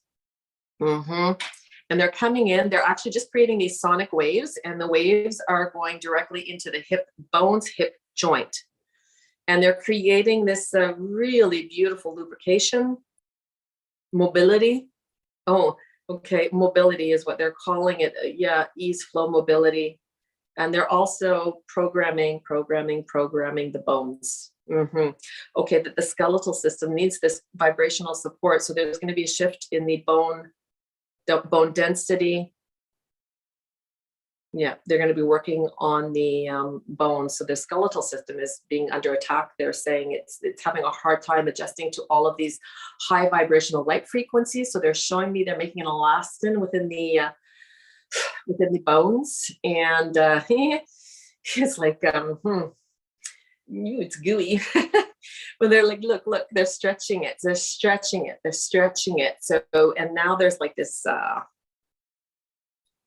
don't know what that is. It's like a plasma. They're saying, is this coming from the ocean?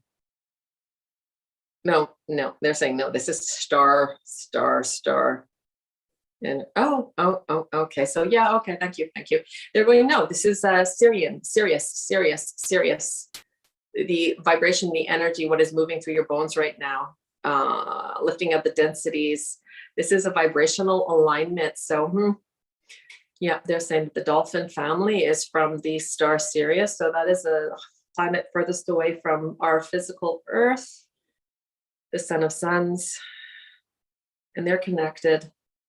So it's they're adjusting the they're saying bone density, but they're lifting the density, and there's this, it looks like black putty right now, and then it's kind of get all these gold sparkles in it, and the sparkles is the reactivation that they're putting in.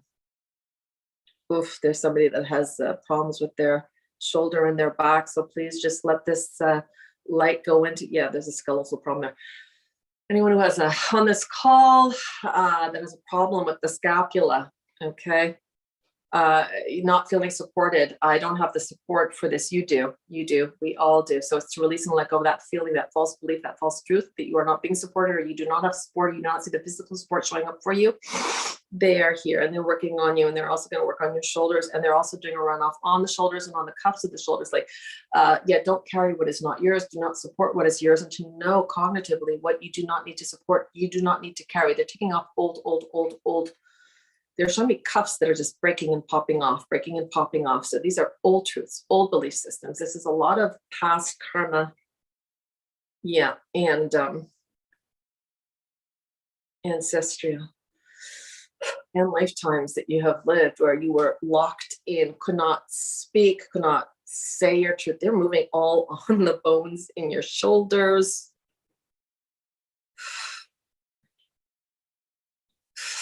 And asking you to shake it out of the hands, shake it out of the hands, shake it out of the hands, clearing it and transmuting it, clearing it and transmuting it. It's moving through. They're getting a really nice purple light now that is moving through the whole skeletal system. Boom, boom, boom, boom, boom, boom. Wow, it's all lit up. The entire skeletal system is now with this beautiful, yeah, it's the violet flame. And it's going right through the bones. And it's permeating. So they're showing me the ligaments, the tissues, the bone marrow being adjusted as well.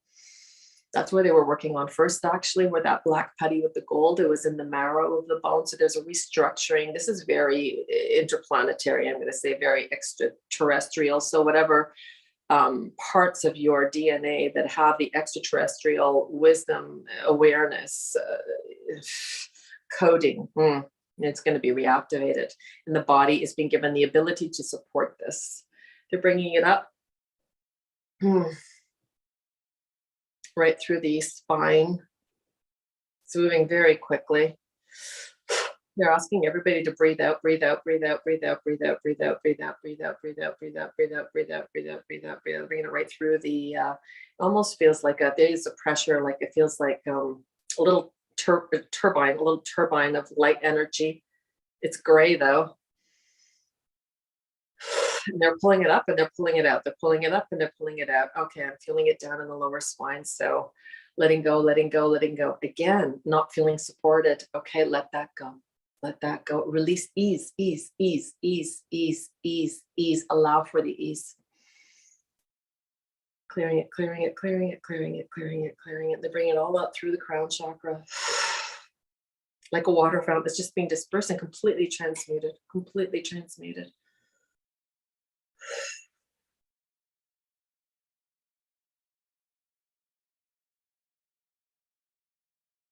They're bringing in this beautiful golden thread, and they're bringing it down through the back of the spine, coming up through the coccyx and coming back up through the front, reconnecting it, and then bringing it back down again. It's like a golden loop. It's not making the infinity symbol, but they're saying it's your infinity symbol. Always connected to source, to divine light energy. It's a vibrational current now that is going to align, activate in your own natural frequencies and allowing your own encoding to be, they're saying, first integrated, registered, and then brought forward when they will be needed, when it will be time to be used and facilitated. So I feel like some things are going to stay dormant and then other things will be activated. That's what they're saying. Yes, thank you. So it's just this beautiful loop, this golden loop. It's thin, thin, thin, thin, thin, thin, thin, but it's so vibrationally beautiful. They're bringing in this beautiful green gold light that they are emanating through just about 6 inches below your tailbone.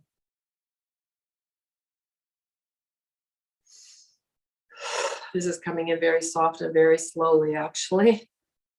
And they're just giving the body a chance to, it's funny, it's like they're showing it almost like as an anesthesia to kind of let the body assimilate all these shifts that they've made without it being disruptive to the physical form is how they're making me feel. So it's going to be very soothing, even very cooling, very calming, very restorative, but it's almost like they're putting the body in this very gentle, like a sleep almost, so that you're not going to feel the physicality of the work that has just been done. There is also going to be a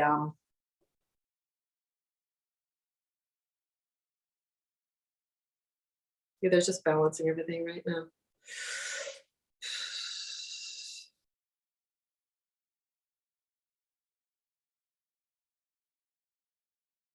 Okay. Bringing it right down through the feet.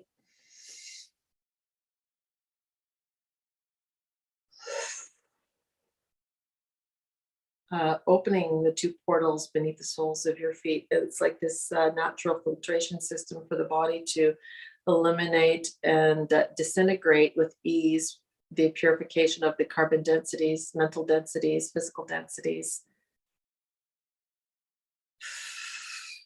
the tissues, dead cells. It's going to be eliminated through your elimination process. So you're going to be more likely peeing a little bit more. Your bowels should also be clearing, and they're bringing it out through the feet as well. Yeah, they're up on the crown chakra right now. They're kind of like putting a seal, a cap.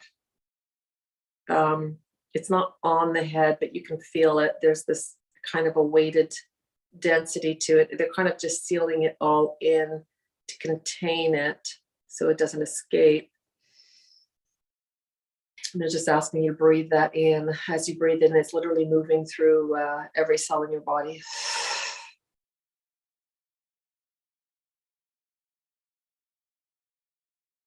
Beautiful, beautiful, beautiful, beautiful, beautiful. So they've done a really nice cellular reactivation. Yeah, I wasn't expecting this. I thought we were just going to do the clearing, but they came in. I figured, I guess, you know, when in Rome.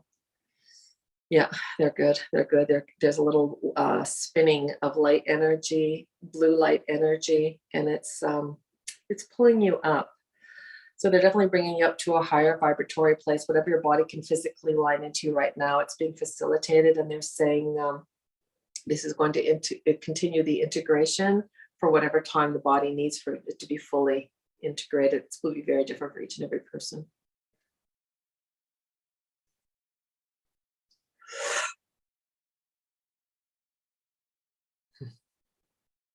Thank you. They're like that. We are done. Done. Thank you. Thank you. So that was a lot, but let yourself just kind of come back into your physical space. If you're feeling a lot of movement, that's okay. Just bring everything back into your heart center. Allow it to kind of settle in and get quiet. And also in the solar plexus, they're asking you to put your two hands right over your solar plexus. We're going to close that off. Take a deep breath in. Breathe out.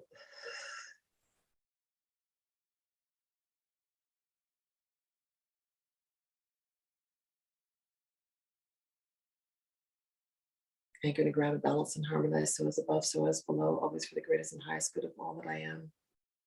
And as I let go, I allow. And so it is, and may it be so. It's the truth, and only the truth that is you. Nothing more, nothing less. That is everything.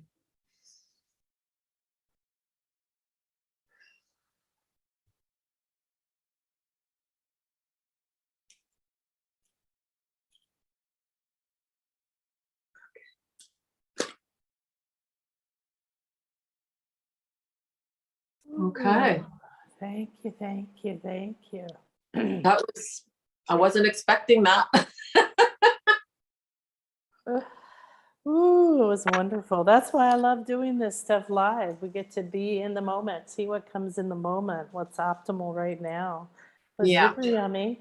I'm gonna go lay down till my sessions this afternoon, integrate all that deliciousness. Nom, nom, nom, nom. Wow. Yeah. Yeah. Oh my goodness. Thank you so much, sweetie. Yeah. Well, thank you. Thank you for allowing them, because they said, just come in and show them how to do the clearing. As soon as they cleared, they're like, they came in right away.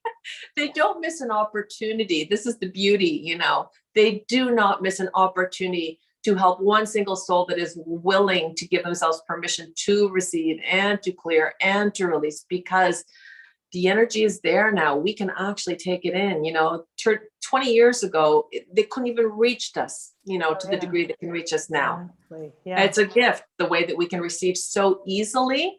But what is funny is that it happens so fast that it's not that it can't happen in immediate time. It's for people's minds to get around the fact it can happen in immediate time. Yeah, exactly. Right. We've all sped up, whether you're conscious of it or not. And we have to be in a space to, the Zen teachers I used to have a long time ago used to say, they can't see you, right? The higher realms can't see your light, can't see your frequency because it's so low. And I used to imagine it was like, they're standing on the top of a 50-story building and I'm standing on the street. Yeah. Whoa, Yeah. So Yeah. as we lift, release, and raise our frequency and do our, inner work and free ourselves from these old beliefs and patterns and densities that we're carrying, we can be seen. It could be like, dude, hey, look, there she is. Let's go talk to her. Like you said, yeah. Or you come here and you get into this sacred space where we are, and you can be seen. So, Michelle said, thank you. I would just suggest, sorry, but everyone who's listened to this, you can do it again, but I wouldn't do it back to back because it was really intense. But if you know of anybody who is holding on to a lot and needs a clearing, I would send it to them because this is good for anybody and everybody. But they did I've never had them go in and do they've worked on bones, but I never saw them go in and work on the marrow before. This is the first time I see them do that. And they were filling it all with this black, and it was coming from Sirius, again, reactivating. Anyways, I would share this. Yeah, it's very beautiful because a lot of the different, of course, the colors, the frequencies, the vibrations, the violet flame is transmutational. What's great about it is it burns away the old. It also reconnects you to your divine path, right? Exactly. At the same time, it's not just depleting you. The dolphin frequencies, Sirius energies, if you are not familiar with them, you might want to read up on it. The Great Pyramid in Egypt, the Queen's Chamber has the shaft aligned directly with Sirius. It is a blue or blue-violet light usually that comes. It's a feminine energy. It's a feminine power. It's a very high frequency of healing, and it supports what we've been talking about, that ability to hold higher frequencies. The King's Chamber is, a lot sexier to go to when you're there. But, we all want to get in the sarcophagus and, and Orion, which is great. But in August for the Lion's Gate, and through the end of July is when we have the most ease and connection with that Sirius energy. And I always find the most magical things happen. So beautiful. I love the golden dolphins. I know they were beautiful, but I didn't know that the dolphins are connected to the planet of Sirius. I did not know that. Yeah. And something you said earlier that kept coming to me was you said that you were being taken down in your own healing into that inner core heart liquid, metal heart center of the earth, and then deeper, into a different dimension of Gaia, into that primordial, sea almost. Yeah. And when you study the ancient wisdoms, like the Emerald Tablets and things, they talk about at the center of our Gaia, of our Earth planet, there is the flower of life, the flower of light, and the flower of fire.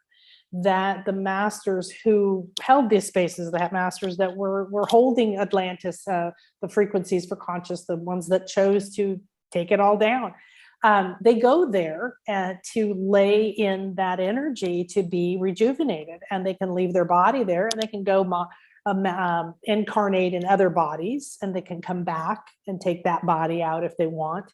And so I kept thinking about how that, that if you're familiar with the Emerald Tablets or Egypt stuff, right?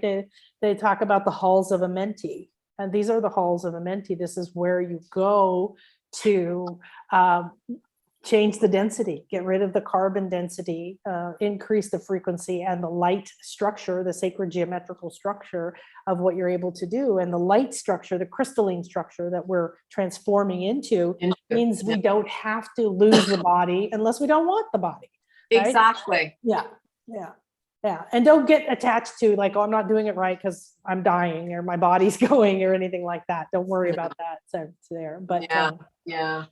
Beautiful. No, I think that it's just the physical body being given permission to finally upgrade with the spirit. Like they're finally lining up. Do you know what I mean? Yeah, exactly. So let's see we got some more. I'll answer some of those questions in a sec. Jen said, thank you. Lucy said, so grateful for this blessing. Night, sheesh, says, could you see what's the cause of the chronic bloating and gas? Well, my guess is that after that, you don't need to know what the cause is. I would do exactly what Donnie said, right? Go in, repeat this, or see if it's just going to go. If you think about bloating and gas, you're not digesting, right? When we're not digesting something that happened, right? I refuse to accept that, this person died or this person abused me or whatever, then you hold on to it. It's also because we are taking on energies, like Donnie said, that we haven't had before, and we don't know how to process them, right? So if you eat spicy food or something that, does that kind of thing. So I would do what she suggested and look for the higher reason or the higher cause.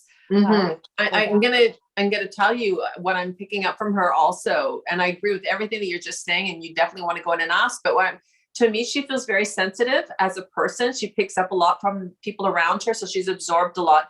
The belly, and especially I feel like it gets very swollen and almost like what stretches and it's painful. This is her watching what's happening in the outside world, and she can't digest this, and it's been perpetuating. It's not going away, and I feel like her stomach is getting bigger and bigger and bigger. So it'll be interesting to see if she says yes, it has, because it's to say whatever this is, whatever this issue is, this is not, I'm choosing to not allow it to affect my life, my happiness, and my well-being. So I can understand it, I can see it, I will not ingest it, digest it, or allow for this to be the truth that is me. And flush it out. It isn't the truth it isn't the truth the way that we're seeing it, right? Anyway, so yeah, really beautiful. Let us know. Put a comment. Give me a second. I just need to get some water. Hold on a second, because I'm on low. Sandra, hi, sweetie. Wow, so beautiful. Thank you so much. And Michelle said, thank you for the beautiful session. And Donna Marie, powerful. Thank you both. And Sylvia, thank you. The pain is reduced. And I love the tips for releasing. Yay. I know. Beautiful. I'm so glad. Apurva, guidance for increasing hemoglobin count. Irie Tag said, oh, la la, ooh, la la. Wow, that was awesome. I was in tears, and I am awed at the golden everything. I'm turning 50 on Saturday. Woo, celebrate. Oh, wow. And I've been singing Living My Life Like It's Golden. Oh, nice. Thank you. Congratulations. Sending golden sunshine from Jamaica. Whoop. And Midnight said that, yes, you're right. Yes, very the bloating that has been getting more and more and more. Yeah, I feel it gets stretched, but it's because she doesn't like what's happening. No one likes what's happening, but it's not to take it on. Again, if we are allowing the outside world to become our inside world, we're at the mercy of whatever is happening every day. It's just like, no. I can see it. I can look at I can make my choices and decisions on it, but I don't have to ingest it. She's having a difficult time, and I almost feel like I'm feeling like she burps. It's like, yes, I'm trying to clear it. And the body, it's going down. The body's going, no, it's down. The body's going, no. And it's just like, so I feel like if she had, they're saying, baking soda to add, like at night, drink a little bit of water, lemon, apple cider vinegar, and add like a teaspoon of baking soda and drink that. And it's going to facilitate the digestive. She needs to clear out her digestive system. Maybe take it a couple of nights. and drink a lot of water to flush. But every time she clears, she has to say, it's safe to let this go. It's safe to let this go. So now you're gonna let the body come into its own synthesis, its own harmony, and bring in that golden light, allow the crystalline energy, diamond light energy, the solar activations to support her, soothe her, align her. But they're moving it right now actually for her. Yeah. And safe. It really seems like being safe, feeling safe. We are in chaos and it looks bad. Okay. But we are seeing it from a perspective that isn't the truth. That's why when you let it go, if you have that bloat, you've ever had that bloating and it won't come out either end, right? And you just feel like, I'm going to blow up, then it's safe to release it, right? The feet chakras are very important drains, like, you mentioned the healing, the hands, the crown. And so just, let it go and accept it. Number one is you have to accept what it is, and then you're not resisting it. Exactly. Right? And they're showing me her adrenals too are really off, and her metabolism is slow. Her blood circulatory is slow. So there's a congestion that's taking space. What they just did today should really, really help a lot, actually. Let us know, get back in touch with us and let us know, because, everyone's going to assimilate. The body is going to take this information and assimilate it, because I always make sure it's within your capacity. So some people might feel an immediate, whereas others that say, well, it took 2 weeks. And then in 2 weeks, it's going to be whatever it's going to be for each person. However, I feel like it's going to help a lot. I keep feeling like she wants to burp too. So you're burping and you got to come in. Anyways, but I feel like it's going to help her a lot, and get out of her head. Like, she's very angry. So release that too. So anger makes us hold on. It makes us swell. It makes us retain. So as well. And that refusal to digest, that comes up a lot for the last couple of years. I've seen in my sessions, the concept of digesting something toxic. Okay. If you think about your body, if you took something that was toxic, your body would have a hard time digesting it. It doesn't want to take it into the cells, but it's in there, right? And it gets stuck. And so for everybody, think about what you're not digesting, what you're still holding on to, the old limitations, the old feelings about yourself. If you're hooked in to the outside world, the end of the year up till just the last couple of days, we've been in retrogrades, we've been in the endings, we've been in tension, we've been in releasing, and we're going to have some forward movement now for the next couple months. And it's a good time to relax and be like, oh, phew. I can take those toxins and I don't have to carry them. Sometimes we get empathic and we get sensitive, right? And we're worried about everybody. And if you know things, Donnie and I've talked about this before, right? If you know things that can help people, even their loved ones, and they don't want to listen to you, right? Or you feel like, why can't I tell more people about this? It'll help them, it'll heal them, or whatever. We have to allow everybody their path, respect to their path, even if they're struggling, even if it looks painful, and not take on their pain and not see us, the world, as a victim, because we're adding to it. Right? We're being a part of perpetuating, this is terrible, that's terrible, all these things. I'm going to have to travel. I'm going to go back to the US. I haven't been in over 2 years, and I have to leave my beloved, who, I have to have someone come stay with him. There are certain reasons for the travel and everything. And so I could see, as I was accepting the idea, I have to leave my little beach paradise and I have to do this journey out into the evil world, whatever. It was kicking up a lot of that old shit. So look at what limitations, old paradigms and stuff that you're carrying, you're holding on to. Lucy's was asking about, is CBD oil good for your adrenals? Yes, it's very good for your adrenals. It's very good for almost everything, because it's going to help. It's the new miracle healer, because properly dosed, that's the key. So you want to buy it from somebody who's very well schooled. But let me tell you, for sleep, people who have sleep issues. And, here's the thing, when you are sleep deprived, that affects every single cell of your body, every function of your organ. the brain is in a fog, you don't digest well, the blood doesn't circulate, you're more susceptible to any kind of illness because your vibration is low again. So really important to know too, you watch what's been happening the last 2 years. Viruses are very, very low vibrational energies.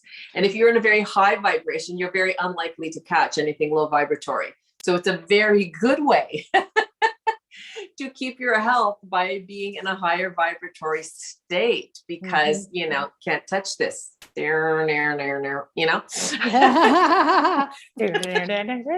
Yeah. Viruses are really interesting. They're friggin' intelligent as shit. Doing frequency work for so long, especially with my Rife machines, my radionic machines, and homeopathy, and just going deeper and deeper understanding. Viruses can turn into bacteria, and then they can turn back to virus. So they're like chameleons. Yes, they know. They're extremely intelligent. They take over. And we're not telling you to go into fear about this virus or that virus. We live with bacteria and viruses. They are always there. I remember one guy telling me, you can wash your hands, and when you're done, there's still stuff on your hands. And then you wash them again, and you're still going to be stuff on your hands. It doesn't mean you don't wash your hands. Of course, it helps. You have to recognize we need to live in balance with all these and other beings too. Like if you live in a sterile environment, then every little germ is going to impact you, which is what's been happening. Exactly. We've tried to kill everything, bleach it all and kill it all and spray it all. And we put toxins. I don't, but people put toxins in their home thinking they're protecting their children, but they're poisoning their house, but that's the mentality we've been given. And even Pasteur, right, which we put on a pedestal, and the whole Western medicine took off and just said, oh, everything else is nothing. This is the one thing, kill the bacteria. Even at the end of his life, he agreed with a different French scientist of the time, who said, they're always there. They are always there. It's our system. When it's out of balance, if you're a woman, you ever had a yeast infection, they're always in there, right? But if you're like, oh my God, what's going on? It's because of the imbalance. Now, don't get upset with yourself if you have something, if you do have an effect from a virus, because some of the viruses that are becoming active and have been weaponized and whatever else is going on, they have an underlying purpose too. Exactly. Right? Corona means crown. Coronavirus, the original coronavirus, not the weaponized versions that have mutated, it lives in your head, right behind your ear. It's in every living being on the planet. It is not evil, okay? It has a purpose. Out of balance, okay. But even that out of balance, how many of us have had big breakdowns in our lives that we look back at later and go, wow, that was the best thing that ever fucking happened, right? Yeah. So let's see, Michelle's been waking up at the same time. Oh, that means you're getting lots and lots and lots of work and lessons and universities and stuff, right? Give or take a few minutes every night for the past 2 months. Wow, fantastic. I'll tell you what, I have the most intense dreams right now. They're not bad, scary. They're just so vivid. And they come and I get up and pee and I go back to bed, and that one might continue, or I go off onto a whole nother one. And I get up in the morning and I feel like I've just been running around the universe all night. I know. So whatever's happening at night, dreams are not just, oh, it's your subconscious, blah, blah, blah, blah, blah, blah. No, okay, we are becoming that multidimensional person having conscious things. Maybe you're going into other lives where you're resolving something, you're remembering something, you're creating a connection. Maybe you're healing your body through those. Maybe waking up at the same time. The channel I used to go to said, it's not the same anymore, so I'm not going to share like what, but he said, if you wake up at 2, it means this. If you wake up at 3, it means this. If you wake up at 4, it means this. What you want to know is that's when your pineal, right, has the most serotonin, DMT, the higher frequencies, the psychedelic drugs going on. It gives you the most access. So if you do wake up, be aware of what's going on, meditate, talk, write, do something. And he used to say, you're being schooled. So he would be like, oh, you're being taken to the Pleiades at 2 a.m. You can do this. And you're being taken to Sirius, blah, blah, blah. I don't think that's the same anymore. So I'm not, don't get hooked into what is it, because it's going to be different for you. Yeah. And they come down. Like for me, I'll wake up and I'll see all this activity on my ceiling, almost like the ceiling is like a screen. And 2 years ago, I just only see coding, and all the Arcturian coding, like the and I'm like looking at it going, what am I supposed to know? And they're like, oh, it's okay. You don't need to know anything. Your body knows. Like, this is for your body. This is for your soul. We're re-imprinting. We're recoding. And I was like, okay, because like there's not going to be a test. Sense to me. No, okay. And all kinds of things happen. Like I see things. I see little. They'll show themselves to me like when the interplanetary energies come in, and they come in often like reptiles. And they'll look like a little black saucer, and all of a sudden, like, and then they start going like that. And I'm like, oh no, what is this? And so I have to pay attention, tap in. Sometimes it's good, sometimes it's not good. Even though I do everything to clear out all the not good, they sometimes find a way back. But it's amazing what they'll come in and they'll do, and then I'll see them putting these lines, like these web lines, coming at me, and then I'm like, okay, what's going on? It's so like it happens all the time.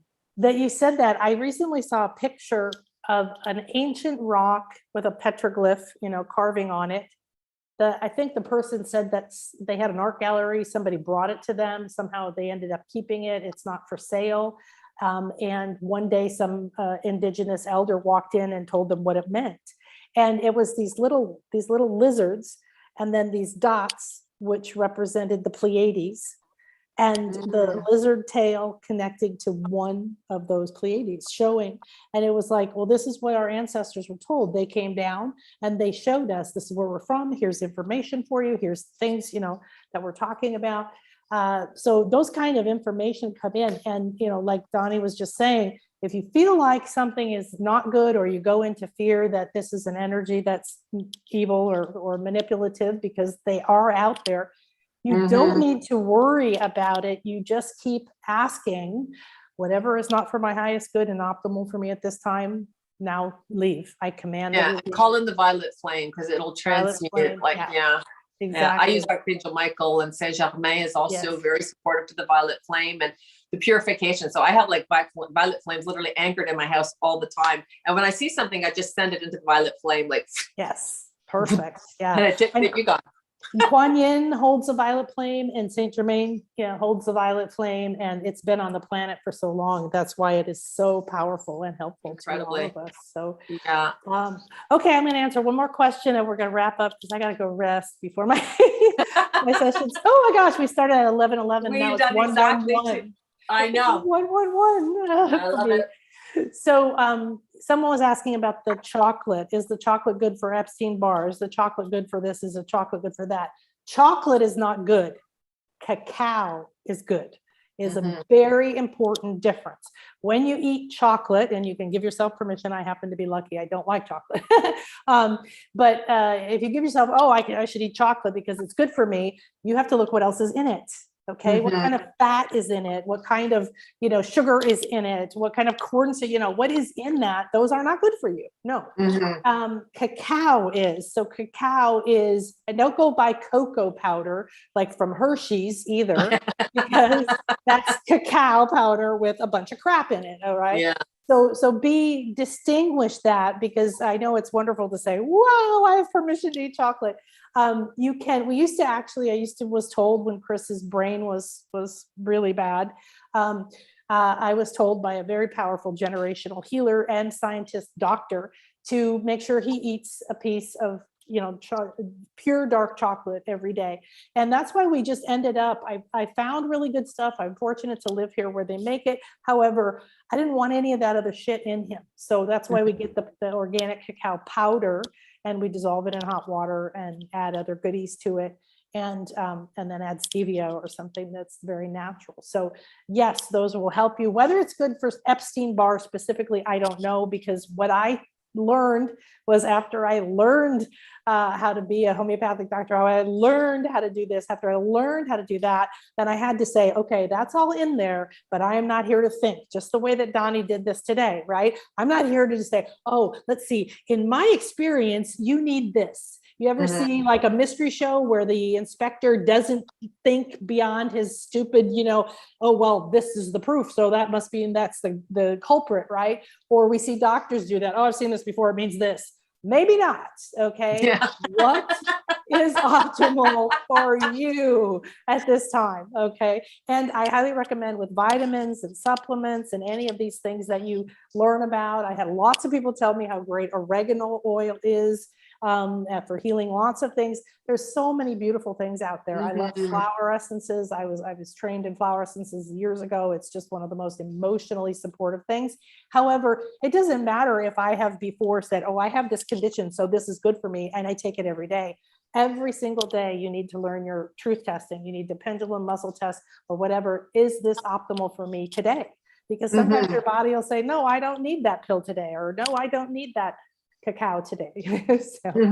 Yeah, and it's true. And like you say, it can fluctuate. One day you may need it, next day you don't. Just like you may need more iron or more protein. So our body craves foods because it's looking for a specific nutrient, right? Yes. It's the same for that. Exactly. Even me, when I get up in the morning and I'm laughing because I'm like, in the last 2 years, I haven't been sick in 8 years. Okay. I have not had a cold in 8 years.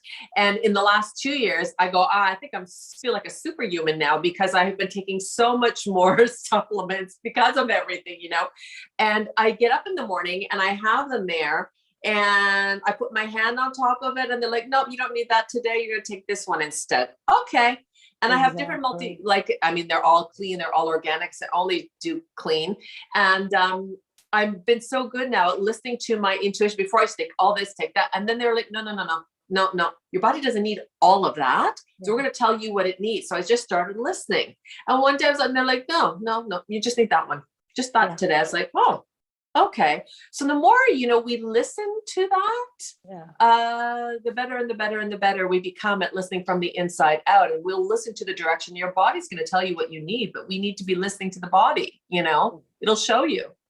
And we have to be mindful that so much of the food has GMO now. I mean, unless you're eating clean food, your body is taking in stuff that it does not know how to break down or eliminate. And it's going to build up. Food isn't food. No. It's actually shocking to look at how little food is in most food. If it's processed food, know that you're taking in something could be plastic, or who knows what. Yeah, it's difficult. I know. And people are very addicted to their food. And, I had a weight issue most of my life and I've become pure, so ridiculously pure. I don't even talk about how I eat because I know there's very few people who would do it. But I needed to grow a new body. I needed to grow a new brain in Chris. And I had to be respectful of that. And once you find your thing, then you can use it. Yeah. And again, even in this book, it's called Grow a New Body. And it's shamanic work and it's vitamins and it's science. It's all of this together. It's recipes and everything. But even with that, I'll have, okay, here's the supplements. But if I go over to get my supplements that day and I'm like you, I'm like, nope, I'm only taking that one today. Okay. Yeah. And you just trust that you're in that flow. And the more I think that the best thing that anybody can do is increase your inner communication and trust it and test it and listen to it and then do it again and keep finding your own path, awakening those senses within. So, 100%. It's the only way. The only way out is in. You got to go in to get back out again. You got to go through. You're not going to get over it. You're going to go through it to come out of it. And it's got to be from the inside out and not the other way around, which is what we're taught, So it is breaking down the coding, but that's what we're doing. And we're starting to, I'm in the process of finishing one. I started on January 3rd, a 21 day, and I'm starting one again in February 15th. So if anyone wants to check it out, they can go on my webpage. And it is literally— Where do they find you? At www. Donna Marie, all lowercase.ca. And it'll be there. It's there now, the 21 days, but the one for February starting, it is for 21 days, except Sunday, Monday are off. We do 15 minutes every morning, and it is with my team. So it is a vibrational clearing. It's an activation that they will come in and do. It's a different activation every day. And then it's an implementation, a vibrational implementation with a manifestation intention. So it's a clearing, an integration, alignment. So it's teaching people how to step back into their alignment and step back from their place and move forward. And then, so it's beautiful because in 21 days, the shifts that take place, it's a game changer. And, like I always say, you're going to get up in the morning and start your day anyway. Why not start connected, grounded, and aligned to your gifts, your abilities, your ease, and your flow? Because wouldn't you rather live a better day? Yeah. Yeah.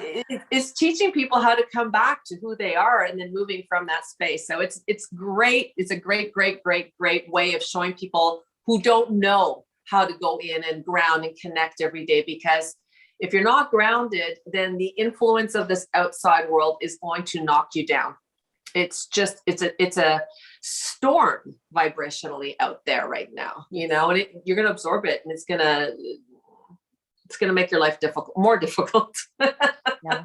And you really can, when you do this, you can have a bigger impact on the greater, the world, people, everyone, yourself, your family, doesn't matter what it is, because they know that people want their life and they want to help people. This is how you help people. Go inside and help yourself. Yeah. And it's your vibration too. If you're going to work every day and you're in a low vibration and you're exhausted and you're tired, well, the return is not going to be what you had hoped for. So if you get into your vibration and you move it up vibration, well, the return is not only going to be exactly what you want, it'll be even better and faster. You're saving time, you're saving energy. It's just like, well, that's the way to go. Yeah, better and faster than you can imagine. This or something better. I think I learned from Shakti Gawain a gazillion years ago in her little 60s manual, creative visualization. This or something better. This or something better, because we don't know. Yes. That's what I would say. This or anything greater than this, like whatever I can imagine, if it's out there, I allow, and that's it. I allow. This is constantly leaving the door of energy open for you to receive. Because if you say something, even I see people who say, oh, I have this whole manifestation thing and I want. Okay. The minute you say I want, you can't have it right now. It's tomorrow. So you got to remove the want. I allow for it. But then they're going, but I don't know. Oh, you just canceled it. You just canceled what you actually would like to co-create. Yeah. And again, it's for people to understand people co-create all the time with the way that they think by default. But once you start using your mind and co-creating with intention, the wording that you use is as important as the intention, so that you allow the energy to come in. And if you're holding space for like, well, we'll see, you just canceled it. So once you get on the highway, you got to stay on that highway. You got to say, I don't know how it's going to happen. It'll happen. I don't know when it's going to happen, but you have to hold the return, the vibrational return. Anything that's going to happen to you in life, no matter where you are, it meets up where you are. So if you're down here, you're going to get more down here. If you're up here, you're going to get more up here. So how do you get from here to there? Go in. Go through. You said something like there's only through. When I did one of my first ayahuasca experiences was holy hell. And the first hour felt like 4 hours of hell. Every fear came up. And I'm sitting there, and I finally called the shaman over, and I lost my body, right? I didn't know where I was. And I said, I think I'm done. I want out. I'm done. What do I do? Do I get up? Do I go outside? Do I throw water on my face? Do I eat some food? Like, how do I stop this? Yeah. And she has this deep, gravelly voice, and she's speaking very quietly because there's other people in the room, right? And she said, there is no out. There's only through. It's like Yoda, or something. I always think that it's like right now is like, I'd rather not be doing this. I'd rather be playing and doing my work, and there's no out. And when we do that, then we are thinking, okay, well, I just stopping taking the path, that inner path that's opening to me. So we didn't come here for it to be easy. I used to be a big proponent of let's it all be butterflies and happiness every moment. That's not the point at all. That was the new age idea of if I'm happy and peaceful every moment, then I'm doing the right thing. Not really. Yeah, I don't think that you can reach enlightenment without having gone through the darkness of understanding it. You can't see the light unless you've experienced the dark. You know, it's the opposite of it, right? So for anyone who has an enlightened transmitory kind of experience, anyone who has any kind of elevation, they didn't get there through flow and ease. Doesn't mean that being in alignment isn't in flow and ease. It is, but you will go through different experiences, and they are usually very difficult, life-altering experiences that will shift and allow for the transmutation if you're open to seeing what that gift was, what that brought to you, why you had to experience it, and you came out the other end. And this is where you are now in an enlightened state of understanding. You've shifted conscious awareness. But if you speak to anybody who is consciously aware, I can guarantee you they're going to have a story to tell you about their life that won't be pretty. Yeah, no, it just doesn't sure. work that way. Yeah, way in the beginning when I was first like, I don't even know what to do, but I got to find out what else is out there than this work hard shit. I read biographies. Yes. And every person's life just was horrible. You know, their childhood was abusive, and this happened and that happened. I started saying, gee, isn't that interesting? The people who seem to be getting it now, be the teachers, are the ones that had the shittiest life, and therefore why are we seeking that path of least resistance? You know, we want to flow like water, but look, water carved the Grand Canyon, but it didn't go bam, Grand Canyon, right? It was like this. So the beauty like what I find where I can finally sit within my calm and sit within my ease is that I've lived enough in this physical life to know that there's a methodology to everything. And there's a timing for everything. And just because it doesn't make sense in the timelines that you see, doesn't mean it's not happening outside of what you see, and things are being lined up for you. And, you know, I always remember, they've given me all my lessons have been very impactful. And I remember I had a miscarriage after the birth of my daughter. And I was, you know, just so upset, and it was quite a long ways in. And just at that time where I was starting to miscarry, my father-in-law was diagnosed with ALS. And this was a very close relationship for my then husband. And he literally exited our relationship and became just the sole supporter for his father and helping him go through everything he was going through the ALS. Not because he wanted to, but he's like, he needs me. This is where I need to go. You're strong. You can take care of my daughter. And so the baby aborted. And at that time, it felt like a great loss. And, you know, a year down the road, I thought it was the biggest blessing, because we went through 4 years of absolute hell.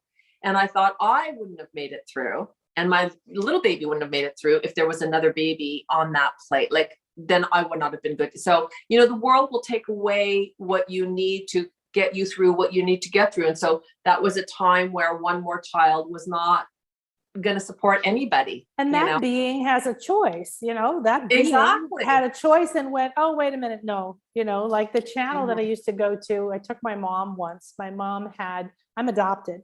Before me, she had 4 babies. They all died except my sister, because of a certain blood thing. And the channel told my mother I was one of those babies that she lost. And he said, she didn't ask any questions. He just told her this. And he said, she was the littlest one. And my mom said, oh, okay, I know which one that was. And she said, and she didn't like that body. It wasn't strong enough. She was like, oh, hell no. I am not doing life in that body. That's so me. And so she found a different body, a strong body, and then found her way back to you. Yeah. And it's just, it's those kind of things are fun. They aren't necessary to know, but they're fun to understand, right? That pain and that loss seems like one thing. And yet we all had a choice in it. And like you said, I was like, no, you guys have to handle that. And then I'll find my way. And I, you know, with my daughter, my twins are adopted. My daughter that I had died, and wasn't fun, wouldn't choose it again. But it was one of those things where as soon as I was able to lift out of the grief enough, poor me, I could see, oh, my husband and her, there's 3 of us involved in this. And the same channel asked me, do you love him? Yes. Would you die for him? Yes. Do you love her? Yes. Would you die for her? Yes. Okay. Well, what if they came to you at a soul level and said, we want this experience for our life, and there's nothing in it for you? Would you do it? And I'm like, oh, well, yes, of course I'd do it. Now, of course, the idea there's nothing in it for me is not true. However, there's to an really emotional get it attachment. through. Really get it through, because I was like, I saw my now ex-husband's purpose come into his body as she died. He became a hospice nurse and director. Wow. And I watched it. I watched her leave, and I watched him, this thing come into his body. And so when you say, I don't really know what's going on, right? There's all these other levels of things going on. My personal pain, my personal fear around what's happening is a very small perspective. I don't have the big map. Yeah, that's it. And I think it gives you some kind of solace to know there's a reason this is happening. It's not making sense to me, but there's a reason for it. And it helps you let it go and say, I always say, well, just let me find the reason. Instead of dragging this on, let's go, but like, you want to know, but again, it's the understanding that things need to be lined up. If you're really ready for something and nothing else is ready, and you go to launch something and nobody's there to understand it, waste of time so they're waiting till everything is at the right thing, so that the thing works the way you want it to work. The return is going to come back the way, it's once you start understanding the synergy of everything, you stop worrying like, it's going to be when it's going to be, it'll happen when it happens. And there's that ease that comes with, the ebb and flow of life. And so instead of waiting, step into the flow, move with that energy today, whatever it brings you today, whatever it allows for today. Tomorrow's another day. This is giving you the permission to move with the energy instead of standing there and it hitting you. It makes a big difference. It makes a really big difference. It does, yeah. And, people are talking about sleeping and trying to make yourself sleep, and that's good. But again, trust your body, trust what's happening. Maybe you're meant to be awake at 4 a.m. I know novelists who get up at 4 a.m. and write for 5 hours, and then they go do some exercise, and then they enjoy it, and then they go to bed. Being awake at 4 a.m. isn't wrong, right? Maybe no, but I mean, in the last 2 years, everybody has been impacted. Like every client I work with says, I'm not sleeping. And it's because you're busy all day. So they come and work on you at night. And a lot of it, your body is awake for it. You're not having a hard time. This is the energy that's moving. Your body's feeling it, and so you don't feel like you're settling in or you're relaxed. You're not. It's not happening. Yeah. Maybe just watch, use it as an opportunity to lay very still and watch the energies that are moving. Ask, take some deep breaths and then say, what's leaving? I give permission to whatever's moving and leaving or happening. Because the dreams I've been having for 2 months now or whatever are so vivid that I don't feel like I slept. And then Chris will go, oh no, you were sleeping, you were snoring, like, I heard you, I got up, I heard you. So, but it's that idea that we have a particular kind of schedule. We have a very unnatural schedule. And, I acknowledge that many people have a agenda, they got to take care of their kids and put them at school or pick them up at this time or go to work, or, if your life is scheduled in a way that's outside of your control, then it gets more stressful when you feel, I didn't get any sleep, but that's only going to just intensify it. Yes. Perhaps you could have, I forget what it is now, but the science about meditation is like 20 minutes of meditation is like 3 hours of sleep or something crazy ass, so. Whatever. When they work on me and I know it's going to be a whole night event and I can feel like I'm like, this is going to be a night, then my deal with them is, okay, fine. Just make sure I have the energy for tomorrow. Exactly. That's the deal breaker for me. And you can tell them, if you're going to do this, this is what I need from it. So you do whatever you need to be doing on me, making all adjustments. And I know it's for me, but I have a busy day tomorrow. So I need the energy for that day. So whatever this is going to be, make sure I have the energy, because we we think that sleep is recharging us. Yeah. You know, but if you've been eating late and drinking late and you're going to sleep, you're not being recharged. You're actually being depleted from the digestive system and everything that's happening. So, you know, sleep is a false illusion. Sometimes you can sleep and not get rest. So I just say, make sure I have the energy. That's my thing for tomorrow. That's great. It. That is perfect energy. And that's what is the optimal energy for me for today. You know, if you've ever had an experience where you felt like maybe you weren't prepared or you didn't have enough sleep or something, and then you look back at it later and realize, wow, that's the exact state I needed to be in for what happened. Right? Yeah, what happened. Exactly. You know, maybe you need to be in kind of like a, you know, this way, not like this, not hyper vigilant like some of you guys right there. Okay. Oh, I love you so much. Thank you. Thank you. Thank you. This has been a blast. Always wonderful. Oh, so appreciate it. So appreciate the healing. It was a blessing to all of us. Thank you. Thank you. Thank you. And I sent you a thing. I don't know if you wanted to, because you'd asked me if I wanted to do any promotional things. Are we doing that? Or? Yes. Okay. Yes. So I had sent it to Donna, and she didn't respond back. So you said if you want to do anything. So I'm just offering. Yeah, we'll put it in the email. Okay, so there was a special that I did in October, and it was really well received. So I'm offering it again now, and it's only going to be for the month of February. They're going to be offering it. So if you want to book it now. And it's going to be a 30-minute, it's a lift and shift. It's a 30-minute clearing, scanning the body, releasing any energies that need to be purified and transmuted.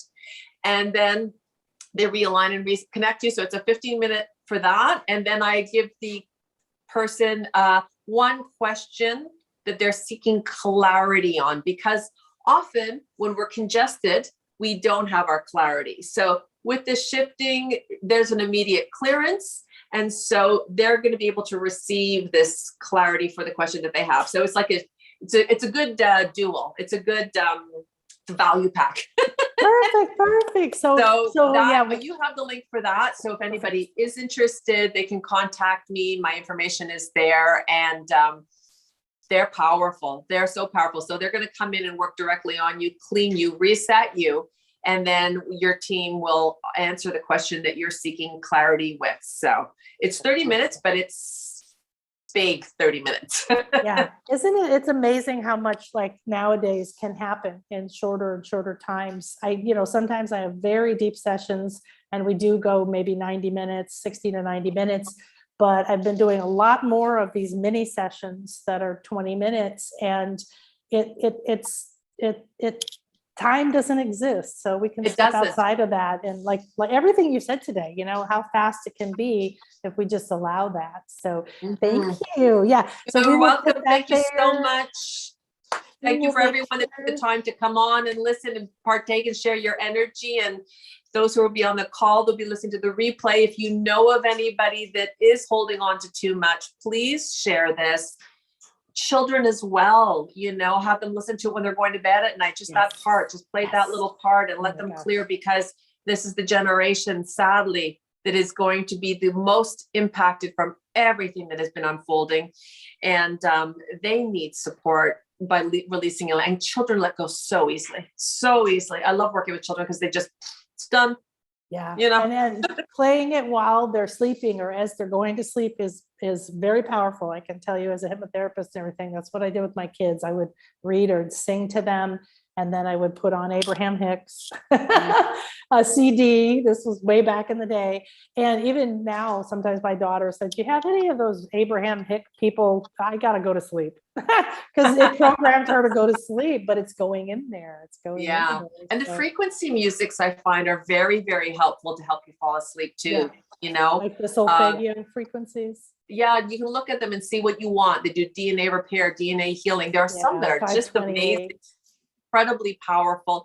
But I'm going to just close with this one thing, because they have been telling me this now for about 2 weeks. And I've been sharing this with my clients. And I said, they go, when people are down or low or stressed, your fastest way back up is through laughter. But one thing they go, notice that nobody's really doing is singing. people aren't singing as much as they used to because of all the stress and the overwhelm. People are having a hard time finding their voice, finding their song.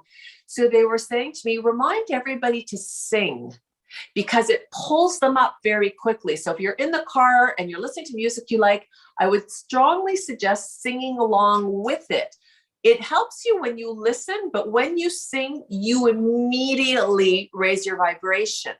And the key to everything you're going to do in life is dependent on your vibration. Your abundance is dependent on your vibration. Your health is dependent on your vibration. Your happiness is dependent on your vibration. So I would take all the little measures that will pull you up and bring you to that alignment that is going to serve you, your day, and the unfolding of your life. So music lifts. When you sing, it lifts you even higher. So I would suggest to anyone who's going through anything right now, put some music on, grab a wooden spoon and knock yourself out. I love it. Well, when I first started to feel all this coming on, I was having these depressed moments, which I'm not used to. And I that was like the second or third day. I'm like, I don't like this. And it was like, well, why aren't you doing your chants? I love chants. Love Sanskrit chants. And so I just put it on, especially if I'm cooking. And if Chris isn't here in the room, he's in the other house, then I just belt it out badly, as loud as possible. And pretty soon everything's clearing and I'm feeling great. So yeah, definitely whatever you resonate with. And exactly. The frequencies on YouTube, there's beautiful frequencies. There's Deva Premal's my favorite chants. There's a couple called Jaya Lakshmi. Yeah, they're wonderful. And then Jaya Lakshmi and Ananda. I actually knew them in San Diego. We got to go to a 5-hour thing at someone's house where we just all like woo to their live music. They have amazing stuff. They take sacred chants and they add, electronic music and different things. And it's just incredibly moving. So find something that just makes you go, wow. And I'll play one song 3 times just because it's just lifting me up. So and then, you feel like dancing. So now you're clearing the energy from the body. It's such a fast way to lift you and shift you. It really, really is.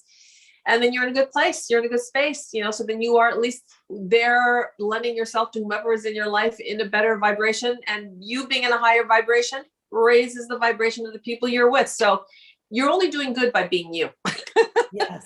And these words, song, vibration, chants, certain sacred words, they vibrationally actually clear old crap, old karma and old stuff. They lift it up. So listening to it is great, but singing, that's great. Thank you. Sandra said this session has been a total delight. Lots of love. Oh, yay. It has been. I always love coming on your show because it's like having tea with a great friend and just like, yeah, sure, I'll come. Like, let's talk. Let's talk.